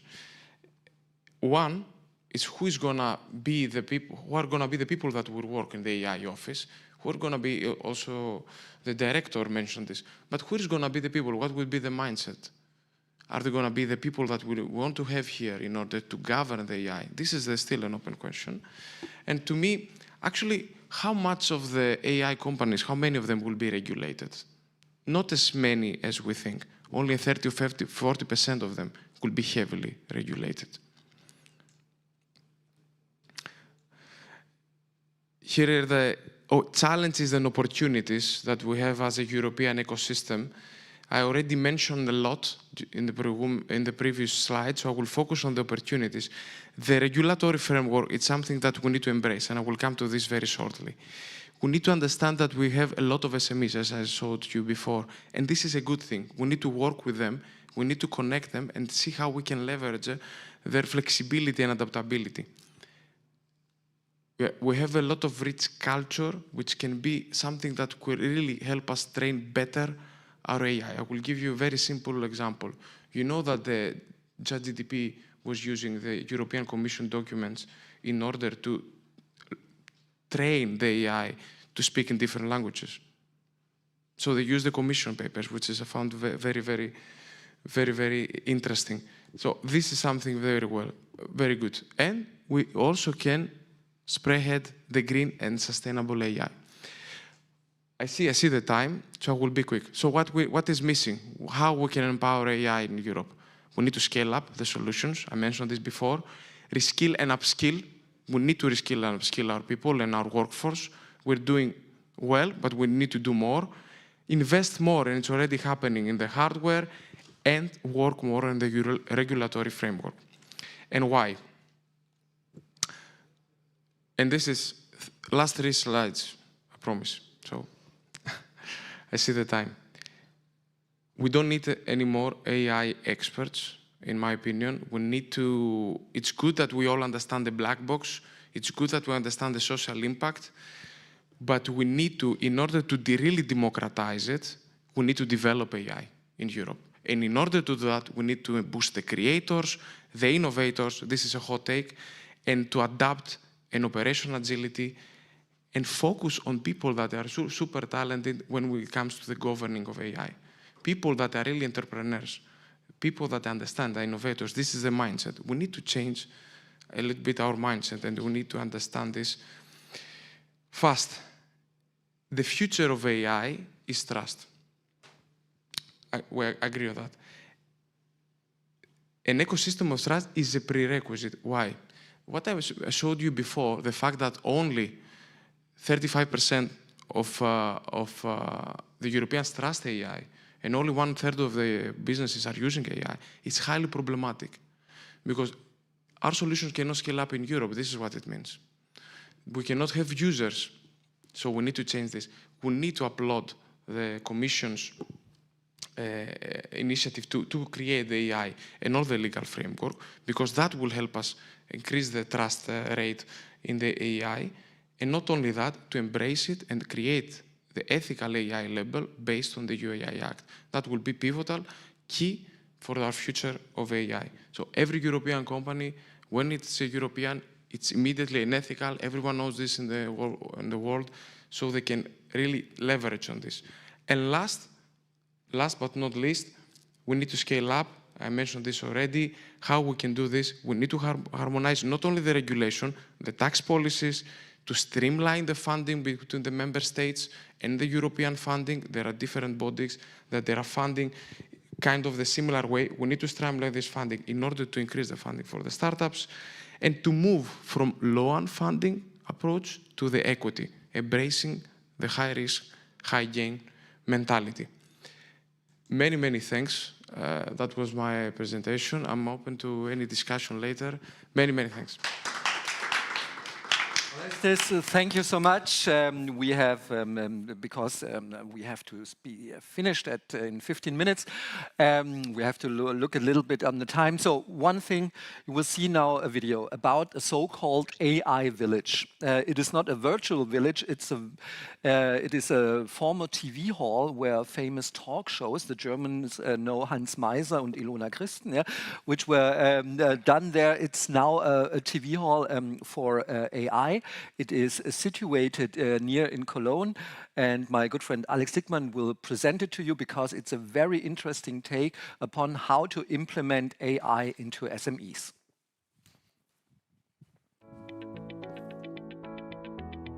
Von der Kohle zur KI, from coal to AI. This slogan was used by Minister President of the State of North Rhine-Westphalia, Hendrik Wüst, in a recent announcement of investments of computing center projects in the region. Following this slogan, I give a warm welcome to all the viewers and the whole European AI Forum from the AI Village, our innovative campus for AI in the heart of Europe, just outside of Cologne. My name is Alex Dickmann. I'm one of the project leads, and I'm looking forward to presenting the AI Village to you. Since last year, my team and I have been working on transforming this old TV studio that you can see here behind me into a collaborative hub where companies, startups and the public can experience, develop and learn about AI. The North Rhine-Westphalian government has committed to phasing out lignite mining until the year 2030. In a region where jobs and energy supply depend on it, this exit means drastic changes for the people, their lives and culture. Funded by the federal government, the AI Village is one of the anchor projects in the region to successfully accompany the change into a more sustainable, a more digital future. Our goal is to establish the AI Village as a physical hub in the region and to establish the Rhineland as one of the leading AI regions in Europe. We achieve this goal by building on 3 pillars: experience AI, develop AI, and learn AI. Our first pillar, experience AI, mainly addresses companies, especially SME, in the region. Through events, presentations, demonstrations, we show them AI use cases hands-on and explain the added value for them. Next to this, we are currently working on a demonstration center in which the public can experience AI that you can touch. Once a company has understood the general value of AI, our second pillar, develop AI, comes into play. our team offers workshops free of charge to gain a deeper insight into the topic of AI and to identify specific use cases for the organization. Together with our large network, namely the German AI Association, universities such as the Rheinische Hochschule Cologne and research partners such as Fraunhofer Institutes, we then put together consortia to jointly implement these AI use cases. Through our work, AI startups do not only have the opportunity to gain valuable access to potential clients and projects. We are currently developing an accelerator program specific for AI projects, and we offer co-working and office spaces, such as these, as well as a growing network of experts. Experiencing AI and implementing projects are a good first step, but they are of little use if employees do not know how to use these AI tools. This is why we have our third pillar, learn about AI. Our experts offer various AI courses to empower employees to identify AI use cases in the organization, to work with these AI tools, and to promote them in their company. With these goals in mind, we brought AI closer to over 2,500 people at events in our studio here directly just in the last year. In the same time, we held in-depth discussions on the topic with over 200 organizations, and we are already initiated the first dozen projects. We will continue this work in the coming years in order to establish the Rhineland as a leading region for AI in Europe. To achieve this, I invite all of you to reach out to us, visit us here in Cologne, and realize projects together in the spirit of AI made in Europe. Thanks to all of you. So, thank you. And now to one of the last points before we say goodbye, our friend Piotr from Digital Poland. Well, do we have slides for our friend? Yeah. It is my privilege on behalf of the whole European AI family to announce that for the first time we are starting a project which is called European AI Awards. You just learned that there are so many ideas, so many scientific breakthroughs, so many startups, investors coming from all over the Europe. And the problem is that we as a Europe, when you compare to US, we don't have just one hub like Silicon Valley and maybe New York. We are really distributed, which means there's a lot of innovation coming from Paris, from Berlin, but also from Lithuania, also in Poland. And probably you are aware, and we are aware, that there are great new companies like Mistral from France, Aleph Alpha from Germany, and a couple others like 11 Labs from Poland. But we discussed within our family that we need to present the whole ecosystem, because one of the main challenges, for example, when you are a startup, you are looking for investor, or you are looking for a scientific breakthrough, and you are not aware that there are good investors in our ecosystem. That's why we decided to announce the European AI Awards. We're gonna open the application form at the beginning of July. We will announce the first winners in December on our 10th edition of the European AI Forum. And the European AI Awards is split to 5 categories. First of all, we will award the best AI investors. What does it mean? We are looking for business angels, for private equity, for venture capital, who invest in best AI startups, but also in R&D. Then we're gonna also award AI businesses. AI businesses are the best use cases, the best scenarios where AI was applied. So we will be looking for a successful corporation who will share for example, the use case and the successful implementation of AI, for example, together with startup. Then the third category is about spin-offs and applied AI. So as you know, there are many interesting scientific breakthroughs on universities, but they don't get investment. So we'll be looking for best spin-off that came from universities. The fourth category is the ecosystem enabler, which means we'll be looking for such projects as the AI Village, but many others, which brings together the whole community and build together the AI within Europe. And the last but not least, of course, is the AI policy. Because as you know, we live in Europe, which is more regulated than the US. We'll be looking for best policymaker, best government who do the best AI strategy, best AI implementation to unite the Europe and streamline the implementation of AI. In terms of countries, we are looking for countries, for eligible countries. So we are looking for organization, initiatives, startups, entrepreneurs who lives in Europe, but also who establish their initiative in Europe. As a Europe, it doesn't only mean European Union, some 27 countries. We include Switzerland. We had a guest from Switzerland, Balkans, also UK. The only countries which we exclude from, let's call our Europe family, are the obvious evil ones, which is Russia and Belarus. But we include, of course, our friend from Ukraine. So the whole Europe is invited to send the nominees at the beginning of the 1st of July. And I'm really, really happy that it's our first edition who will present the whole ecosystem. Thank you. Thank you, Jonathan. Yeah, we are really looking forward to that. So, people out on the internet, on YouTube, but especially also here, thank you for having joined quite a long session of the European AI Forum. I know it's a lot, but you have also, of course, the possibility of rewatching the most interesting parts on our YouTube channel. Please like and subscribe on LinkedIn. We are really looking forward to that one. And let's stay in contact. I want to thank Linas and the Artificial Intelligence Association of Lithuania for this great organization. Woo, Linas! Thank you. We wish you all the best from Chloe, Linas, and Piotr. See you in 6 months in another location in Europe. Have a good day and goodbye. Thank you.